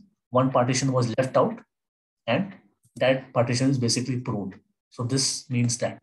So whenever you fire the query, first step is this pruning that happens. You're going to cancel out or the partitions that you don't want or select the partitions you want. That is the first step that happens. After that, the column selection happens. So what columns? So once you have identified, okay, this is my partitions. These are my partitions that I want to scan. Okay, you're going to concentrate on these only now. Then in that, what all columns do I need? So you said type, name, and country. So here, type, name, and country. All these columns you're going to fetch, and the where condition you will just check. So already where condition you don't have to check because this is how your metadata information you had checked when there was a where condition fired in the previous query. This is how you proved it using the 11/2 where condition. That is not required to be checked, and you will just fetch those columns, type, name, and column or country, wherever it matches with 11/2, right? Because there is some 11/3 related also. So you will just match those and give back to the client. So column selection will happen at the second stage. Okay. So now coming to the questions which Venkat and Shiva were asking, like how it happens. I think Venkat asked the order in which the micro partitions will be created and how the metadata will be stored for each range of columns and all that. So see here, Snowflake loads data into the micro partitions. Okay. This is confirmed that whatever data you store in Snowflake, micro partitions will be 100% created.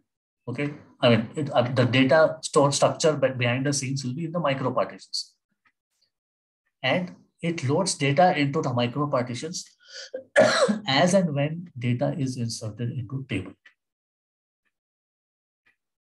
As and when, which means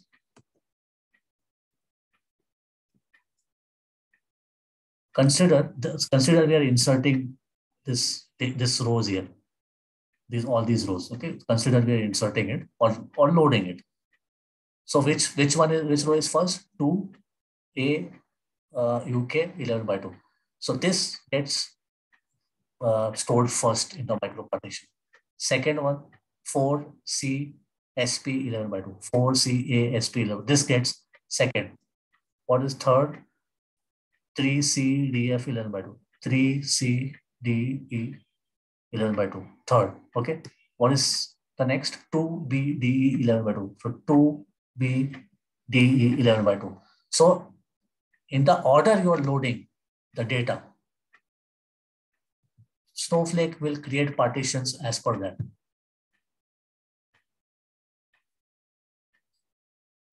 This is the default mechanism of storing the data, loading the data.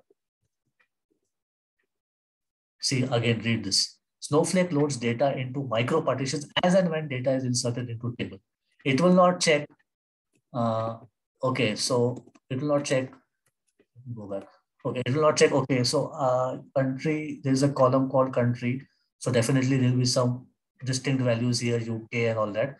So what I'll do is if something for UK comes, I will put in this micropartition, and if something for SP comes, I will put into micropartition 2.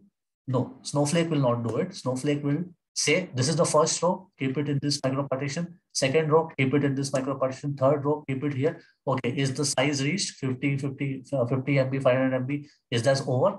Yes, that is over. Okay, now the next incoming row, go to the next partition, micropartition 2. That is full as per the size restriction limitation Snowflake has put on. Go to the next micropartition. Go to the next micropartition. Subsequently, as the row comes in, it will insert into the micropartition. That is the default way of storing into the micropartition. And that is what it says. Snowflake loads data into the micropartitions as and when data is inserted into table. Okay, so here, if you see,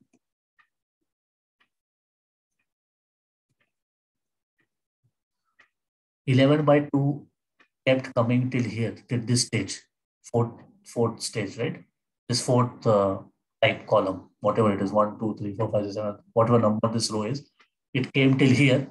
After this, 11/3 started coming. So after this 11/3 started coming here with this micropartition, and again 11/2 started coming. So it went to micropartition 3. So this micropartition was full, it went to this micropartition 3. Imagine if this 11/2 had come together, like in an ordered way, like 11/2 comes, all the 11/2 related rows come together, then 11/3 comes together, 11/4 comes together. Okay. So imagine if that would have happened this way, this diagram here. So imagine the number of micropartitions you would have had to prune, or you would have had to scan. In previous case, we were going to scan 3 micropartitions, but now we are scanning only 2. Had the order come like that, and giving if condition, then if all this, it would have come as per the ordered date in your query. Right? So that would have been more efficient, right? So default is this: as and when your data comes into your loading area, it will store as it is into micropartitions. But Snowflake allows you to give a default key or a column based on which you want to do the arrange the micropartitions. Okay, and that is what is called as a clustering key. That okay, my country, I want to do it by country or date.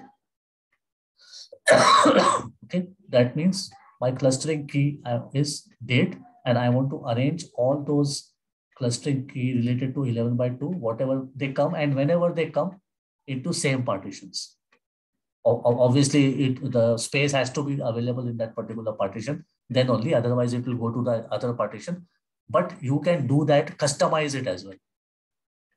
The other way is, if I have this data set here, before loading, if I do an order by date, okay, before loading, I do an order by date, and then also it can be achieved. But obviously, it is not going to solve our purpose in the long run, because tomorrow, if other file comes, and again, even if you order it, uh, it will go. I mean, if there is no space left here, it will go into other partitions. Okay, so that ordering you can do before loading. You can order this by date if you want to, or whatever column you want to. That you can do, or you can specify to Snowflake that order the MicroPartition based on this column. I want to order it, for example, date, and then the order of the loading doesn't matter, because you have specified to Snowflake that, okay, by date, I want to create MicroPartition. If 11 by 2 comes as first row, the fourth row, 100th row, I don't care. I told you to make it as one MicroPartition. You have to follow that, and not the order of the rows that are coming for loading. So that's default nature of Snowflake has to be bypassed if you specify on what column you want to do it. So there are two ways. Either you can order your column so that each time that particular date, that particular set of rows goes into same MicroPartitions, or you can specify to Snowflake that this is the column I want to create my MicroPartitions on. And that is called as clustering. Let me read out that definition first. Typically, data stored in table is sorted/ordered along natural dimensions. Example, date and geographic reasons. This clustering is a key factor in queries because table that is not sorted is only partially sorted may impact query performance, particularly on very large tables. In Snowflake, as data is inserted/loaded into a table, clustering metadata is collected and recorded for each MicroPartition created during the process. Snowflake then leverages this clustering information to avoid unnecessary scanning of MicroPartitions.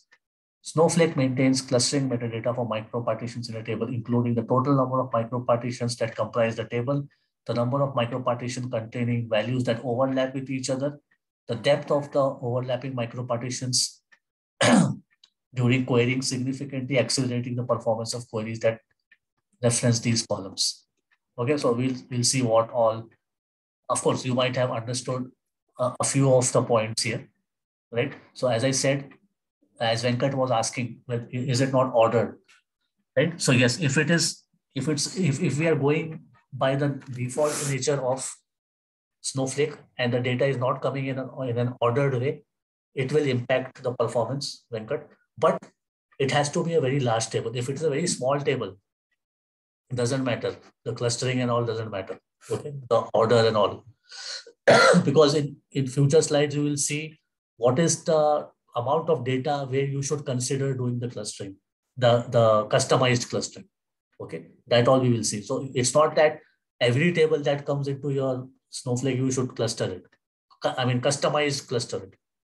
You should not do. Okay, so we'll see all that. So that's why they have said very, very large tables. So on very large tables, if you don't have a good sorted data or partially sorted, it will impact your query performance, right?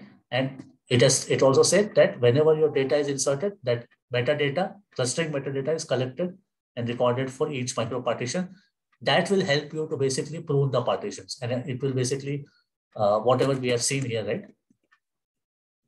This, it will help you to do selection of MicroPartition and cancel out the partitions that you don't need. So that is called as pruning. Now this overlapping and all, these are the little time-taking concepts. So I will suggest that we continue next week on this. What is your opinion, guys? Yeah, I will take. Yeah, because I think it will get a little heavy. This topic is a little heavy, guys. One of the topics in Snowflake which is very heavy is micro-partitioning. Because it's not over yet. There's a lot of things I need to still tell you. Okay. It's quite a big topic. So by next week, first session on Saturday, we'll be able to complete it, although. And then we have this ACID properties, how ACID works. And then we have data loading. Okay, great. So once we are done with data loading, you can start doing that badges workshop. Okay, guys. So I just told you clustering in very brief, what clustering is.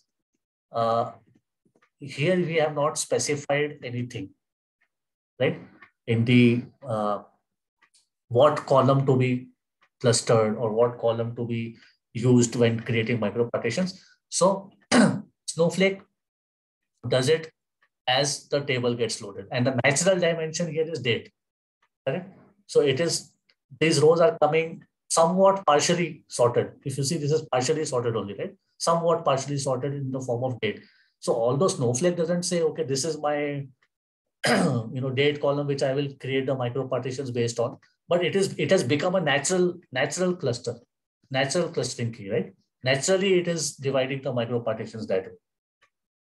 So you can bypass this by specifying what column you want to do the clustering on or create the micropartitions on, or you can, each time you're loading, you can just order this particular load data in whatever column you want to order as, and then insert also, if you don't want to give clustering. For example, for very large tables, right? It mentioned here, right, in the clustering definition, that you should do it for very large tables. So if you don't want to create, say, customized clustering, you can always load data ordered way. Select star from your staging table, order by date. You can do like that. So we'll see that also in the demo, how to do it and all. So any question here related to clustering, micro-partitioning? Okay, Abdul, I have clustered by date, right? I have created a table by clustering with the date as you mentioned. I run the query. In my query, there is no where class of the date. What will happen? You mean just select some column and from table, that's it? Select all from table where the where condition is different from the date. It's not a date. It's not a clustering key that you mentioned. Right. So it will take the metadata of that particular column in this micropartition and go and check what micropartitions it needs to it needs to scan. But obviously, since, say, if you say by name equal to so and so, so that or maybe say country, name might be very less. Let's say country. So say if it is UK, so it will see the metadata here for UK and in this micropartition also, and in this micropartition also, and it will keep going on till the end. But yeah, wherever whichever header has UK unique number of unique unique data, it will go and scan all the partition. Yes, but since you are not clustered on country, it will be scattered everywhere in the micropartition. It can be in the different micropartitions.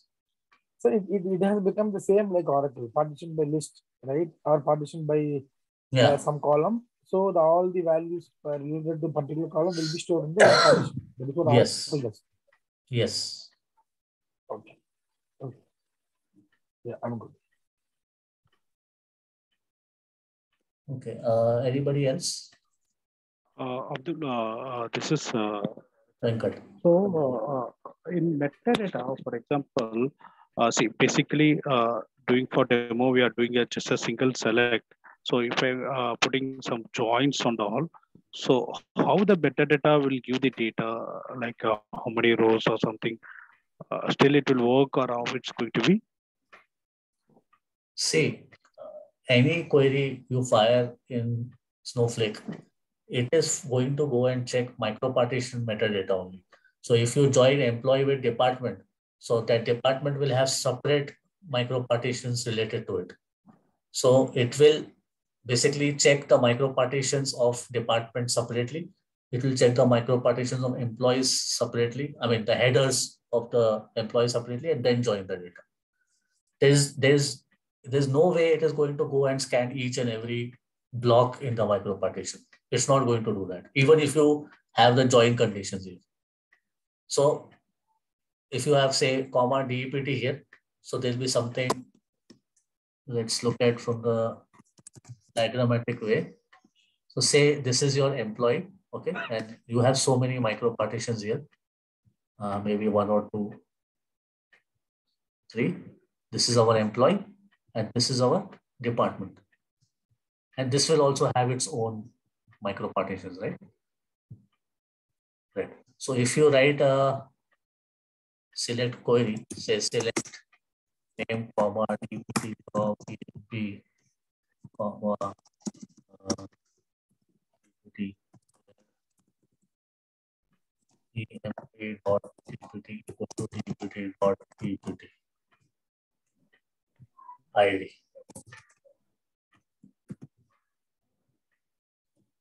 id. And maybe say I want to get for. So obviously this DPT has a different micropartition set here, and employee has a different micropartition set here. So if it says DPT 10, so it will check the micro partition headers that, okay, where are my 10 values for DPT? And it will just prune those. And it will say, okay, I need to join only those micro partitions with here. And what is it? 10. So which are the micro partitions or headers, metadata in a micro partition header for employees which have 10. So that is how it is going to do. So header is only the way it is going to scan your partitions. So if you see the process, see how it is going to decide the data set. First, it will do micro partition selection and pruning. This is the first step. And how it will do that is by the information in the headers. Then it will go for column selection. So if join any number of tables, micropartition header is the only way it is going to check for the data.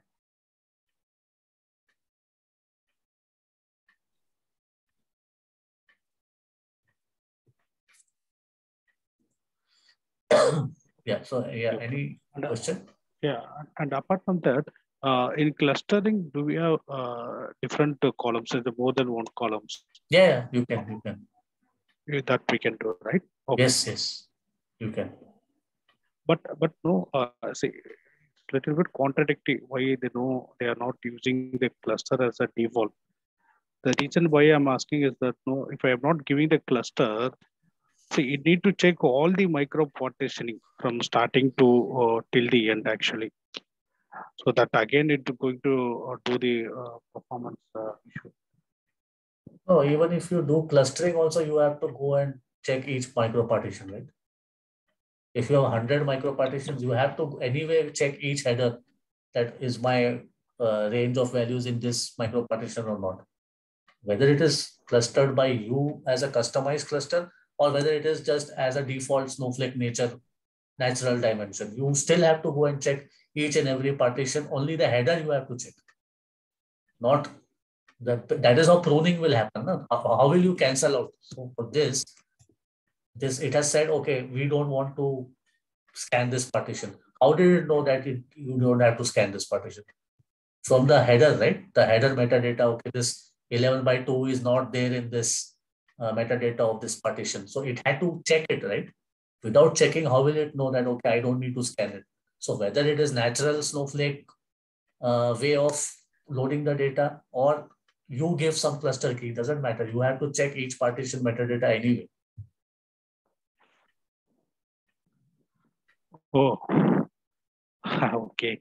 Then I'm not sure why they are going for this kind of partition. If they are going to check, I'm not sure why they are going for cluster. Then what is the usage of cluster over here? If I want to check all the partition,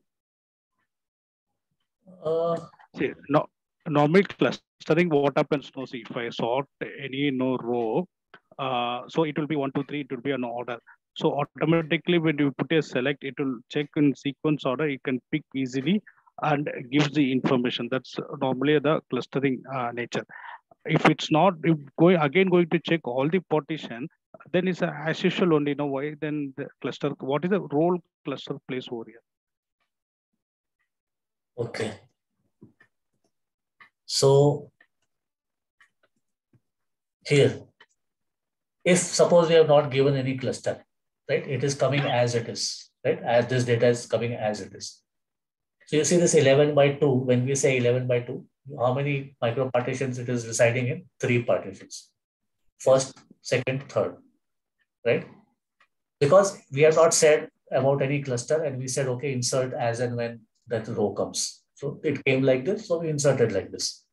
But if you tell, that I want to do clustering on date, so then how many micro partitions it will occupy? See here, only 2. So when you scan the entire micro partition for fetching the data, you are just, instead of 3, you are just scanning 2 micro partitions. So is this not beneficial way if you're giving or specifying a particular clustering key? Okay. See, even in Oracle also, don't confuse this with indexing. Indexing is tree-based. And indexing is order-based also. If you are creating an index, it is like a tree that happens, right? This way, it will check. So if you have some, so it will have left, there will be a root, and there will be a left and right child or leaf nodes and all that, right? So if I want to go for 6, and I have a, say, at the root, I have say 1. So here it will decide I need to traverse this path or that path. Okay, so it is 6. So I have to go to this path. Okay, I'll go here. This is 4. Then I need to go to this path. This is 6. Something like that. Indexing works like this in the basis of tree structure behind the scenes, right? If it is, and it is have to be ordered also. The first thing which indexing does is it orders and creates an ordered tree, and then it does the traversing, right? So indexing is not related to partitioning. So here also you are checking the header information only. You are basically checking, I need to go here or here, right? So of course, when you follow a particular path, this whole scanning is getting, you're not scanning, you're not even reading the headers here. I understand. But does your indexing work when the table becomes very huge? It does not, right? Your indexing doesn't work when the data goes in terabytes and all that, which is why even if you go at Hadoop is not a tabular format structure, the way it stores data in its Hadoop file system. It is block storage, right? It goes and checks blocks of the files. And there is a header in each block, okay, that metadata of the information. So this indexing is, it will die when your data goes in TBs and 100 TBs and so on. So, that indexing is not the solution for large data sets. Only partitioning is the solution. Partition, getting the partition. The only thing I'm asking is that, say, for example, what are the other, if we have like 1 lakh partitioning, if I put a name called as Venkat, then it need to check alone till B which partition is there. After B, if it's N starter, it should not check. So that way, number of partition check it should be reduced. But if it's going to check all the partition, whether the V is available, that is that is no meaning. I think so. So okay, so what should be what should be the solution then? Tell me. No, the solution what I thought See, how the indexing need to check is that, see, for example, Venkat is there. There are many people in Aadhaar card name is Venkat. So there may be 1,000, maybe if we take for Aadhaar, if you have 1,000 partitioning, right? So I might be in the 900 because the V comes in the last. Okay. So when the V has ended, after in the 900, if 901 comes, it should not check the 901. See, if it's going to check end all the 1,000 partition, there is no meaning, again. Okay, this is a partition. Okay, this is first partition. This is 10 millionth partition, this last one. Okay. Now, so yeah, okay. So now tell what you are going to do.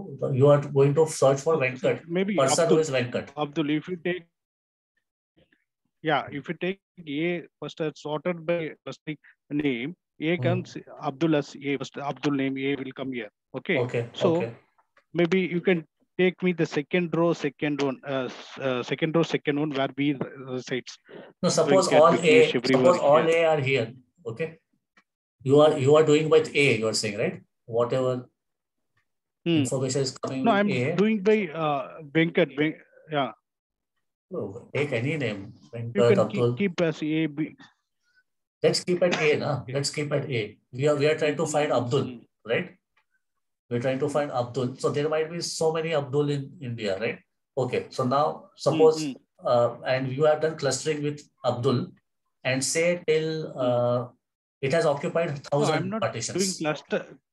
clustering by Abdul. I'm doing clustering by name column. We will do by column only, right? Yeah. So this is name column only. No? Abdul is the value of the name. Yeah. Yes. Right. So if I say 1,000 partitions, Abdul has taken out of 10 million partitions for Aadhaar card. Okay. So yeah. So you have scanned, you have come up to 1,000 partitions, and you one by one you have come up to, these are contiguous blocks. We just saw that these are contiguous partitions, right? So we have from one partition 1 to till 1,000. We came and we saw, okay, Abdul exists from partition 1 to partition 1,000. Okay, we have selected all those partitions. Okay, now what to do? Now you're saying what? Now what happens? See, if you go here again, some bala starts in same partition, then your whatever the cluster should not check the third partition. See, if it's going to check all the partition, so it should not check 1,001. it should not check. Yeah, that's only I'm asking whether it will check and prune or the cluster will stop there itself. That's why I'm asking how that pruning will happen. If it's going to check all the blocks again, that yes, Snowflake will go and check all the headers. You tell me what is better solution. Okay. I think that's a little bit of contradictory because so you tell me the solution. Again, tell me some existing technology which has a better solution.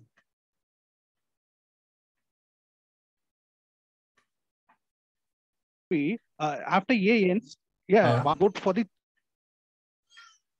third micro partition because I've scanned the A and the first and the second half only. So that way the time should have been reduced. A to not check. See, why I'm asking is that the stable is going to be less. It's okay. Take like see, A is from 1 to 1,000 micro partitions. Okay, so you are saying from 1,001 to whatever next micro partition. It should not go and scan. Correct? Yes. So how do I do that? My question is that. Yeah, Abdul, that only I'm telling. Abdul starts with A, right? So no numbers only. See, I put something called as 499. So no, forget number. Let's talk about to start Abdul. Third. Let's talk about Abdul. I'll be stick to Abdul itself. So what I'm saying, see, A is the first sequence, right? So next B start, it should not go and check all the micro. No, that's my expectation actually, or a doubt how it's going to be. That is fine. So it should not check the B starts here. B. Yeah, I agree. B starts here. Fine, but how do I know that till 1,000 micro partition Abdul is there, and from here onwards it's not there? How do I know that? That only I'm sorting, right? Clustering. Yeah, so I'm starting by the name, right? Clustering. So this can say tomorrow after next say 3 years more 1,000 Abduls get born, and it is micro partition extends to 1,000 say 50. Then what do I do? So see, whenever I do a clustering, if there is a new record inserted, that also should come in the clustering order, right? Then what happens now? For example, now the A remains still the second Guys, is block my middle. internet problem Next or will occupy the Venkat's? second block. Obviously, the Am I audible? I think you are audible. I think everybody left. I think so. I'm facing some disturbances coming. Anyway, no, my question is, how will it know that at 1000th micropartition, uh, my Abdul is no more available in the other partitions without checking? How will I know? That is my question. Yeah, that's one. Abdul, can you hear me now? Yeah, I can hear. Can you? Yeah, I Okay. can hear. See, what I'm telling is that Abdul, see, I have sorted, right? See, I have sorted based on the name. Okay. I agree. So, But till where does Abdul end? How will I know that? That's what my question is. That 1000 here, Abdul has ended. How do I know that? My question is, I agree, you have sorted, it has come from 1 to 1000. I agree that. But how do you know that this is the stopping point? From here, I don't want to go further. How do I know that? And that is my question. so basically, I think so. No, I should check the first alphabet somewhere, right? So it starts with A. Then if it starts something B, something no, the alphabetical itself changing. So that means I should check only till the 1000. That's why I'm just thinking out. Yes, but this A is not in 1001 or 1002. How do I know that? That is my question. Yeah. See, it should not be the right Abdul. See, it should not be there, right? See, the future No, another it Abdul should not comes, be there right? is fine. That is fine. 1001 is not having Abdul. I agree with you. But how will I know that? How will the computer know that 1001 doesn't have Abdul? That is my question. Next B starting, right? If it's going to be alphabetical, Okay. if Next it's B going, starts after. So next B starts at 1001, right? After 2 months, 1 lakh Abdul comes. So will it put it in 1001? no, again it will anyhow it will get no ordering, right? So see if it's It if will I'm not put giving in the 1001. cluster. It will not put in 1001. 1001 is already occupied by B. After 1 month, you got more Abdul. So it will start with the other partition that is available. This one Oh, here. okay, then okay, then I got it. Okay. Then I thought no, if I do the clustering, if Uh, any new records comes, it will get ordering automatically. Okay. this whole If thing it's is not going to order, okay. no, ordering Now I means got it. it will be in that Uh, particular column which you are clustering. It will be in the same micro partition. That is the meaning. It is not that they will be beside each other. Like all A will be beside each other. It is not that. It doesn't mean that. So mm, so Abdul has occupied say 10 partitions today. Today we mm, loaded some mm, data for 10 people who are Abdul. Okay. And mm, after mm, 5 days, again some Abdul's data come, some other Abduls, new mm, guys. So mm, it will mm, not mm, put it continuously. It will go and look at the partitions that are available next, because it has already occupied the partitions for B, C, D later on, right? So it will not take out this B data from here and keep A here and then move B somewhere else. It will not do like that. It will be very expensive for such large data sets. Okay. Got it. Okay, so if you know about Hadoop file system also, right? So that also is based on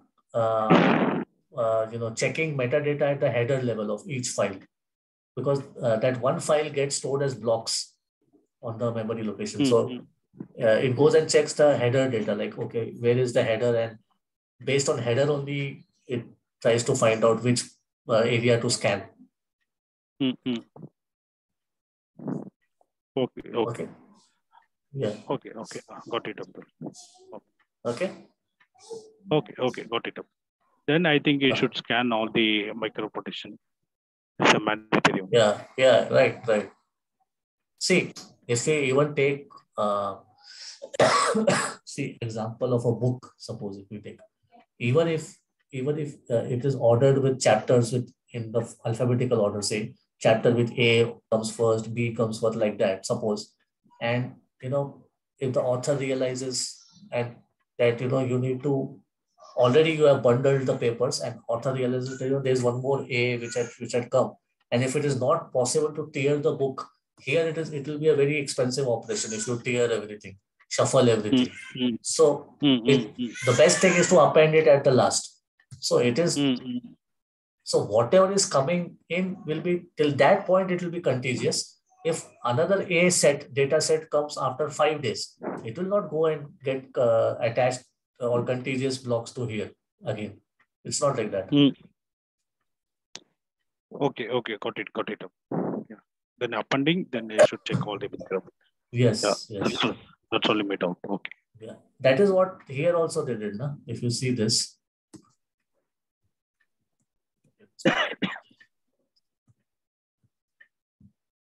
Here also that is what they did. For 11/2, whenever it came, they simply kept appending. So here, instead of 11/3, they should have put 11/2, right? But here they did not give any clustering. So simply 11/2 came in the next partition. But had they given the clustering with this data, so it would have arranged accordingly. Okay, so this is the way where I just showed you in the other diagram. This one here. If they had mentioned the clustering key as dead, this one. Now again, these two micro partitions are full, right? They are full. If next time again some data related to 11/2 comes, it will be somewhere in the micro partition 9, not in 6 and 7 or 8. It will be in 9. Okay. Okay. See, this is before. This is natural Snowflake clustering, and this is after you have done clustering.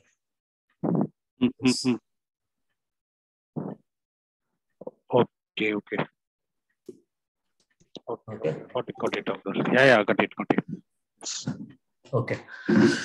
Any other question? Yeah, that's all. Okay, so just go through that level up series in Snowflake over the week. Okay. So 1 week you will be there, right? So you can just check that. Sure. See, other thing is how is the job opportunity outside Abdul for Snowflake? Because I'm searching. I can see a lot of opportunities. But definitely, see, try to get some additional skills also like Python and all that. But as far as Snowflake is concerned, definitely I have seen a lot of job opportunities. I am not searching for, let me stop the recording.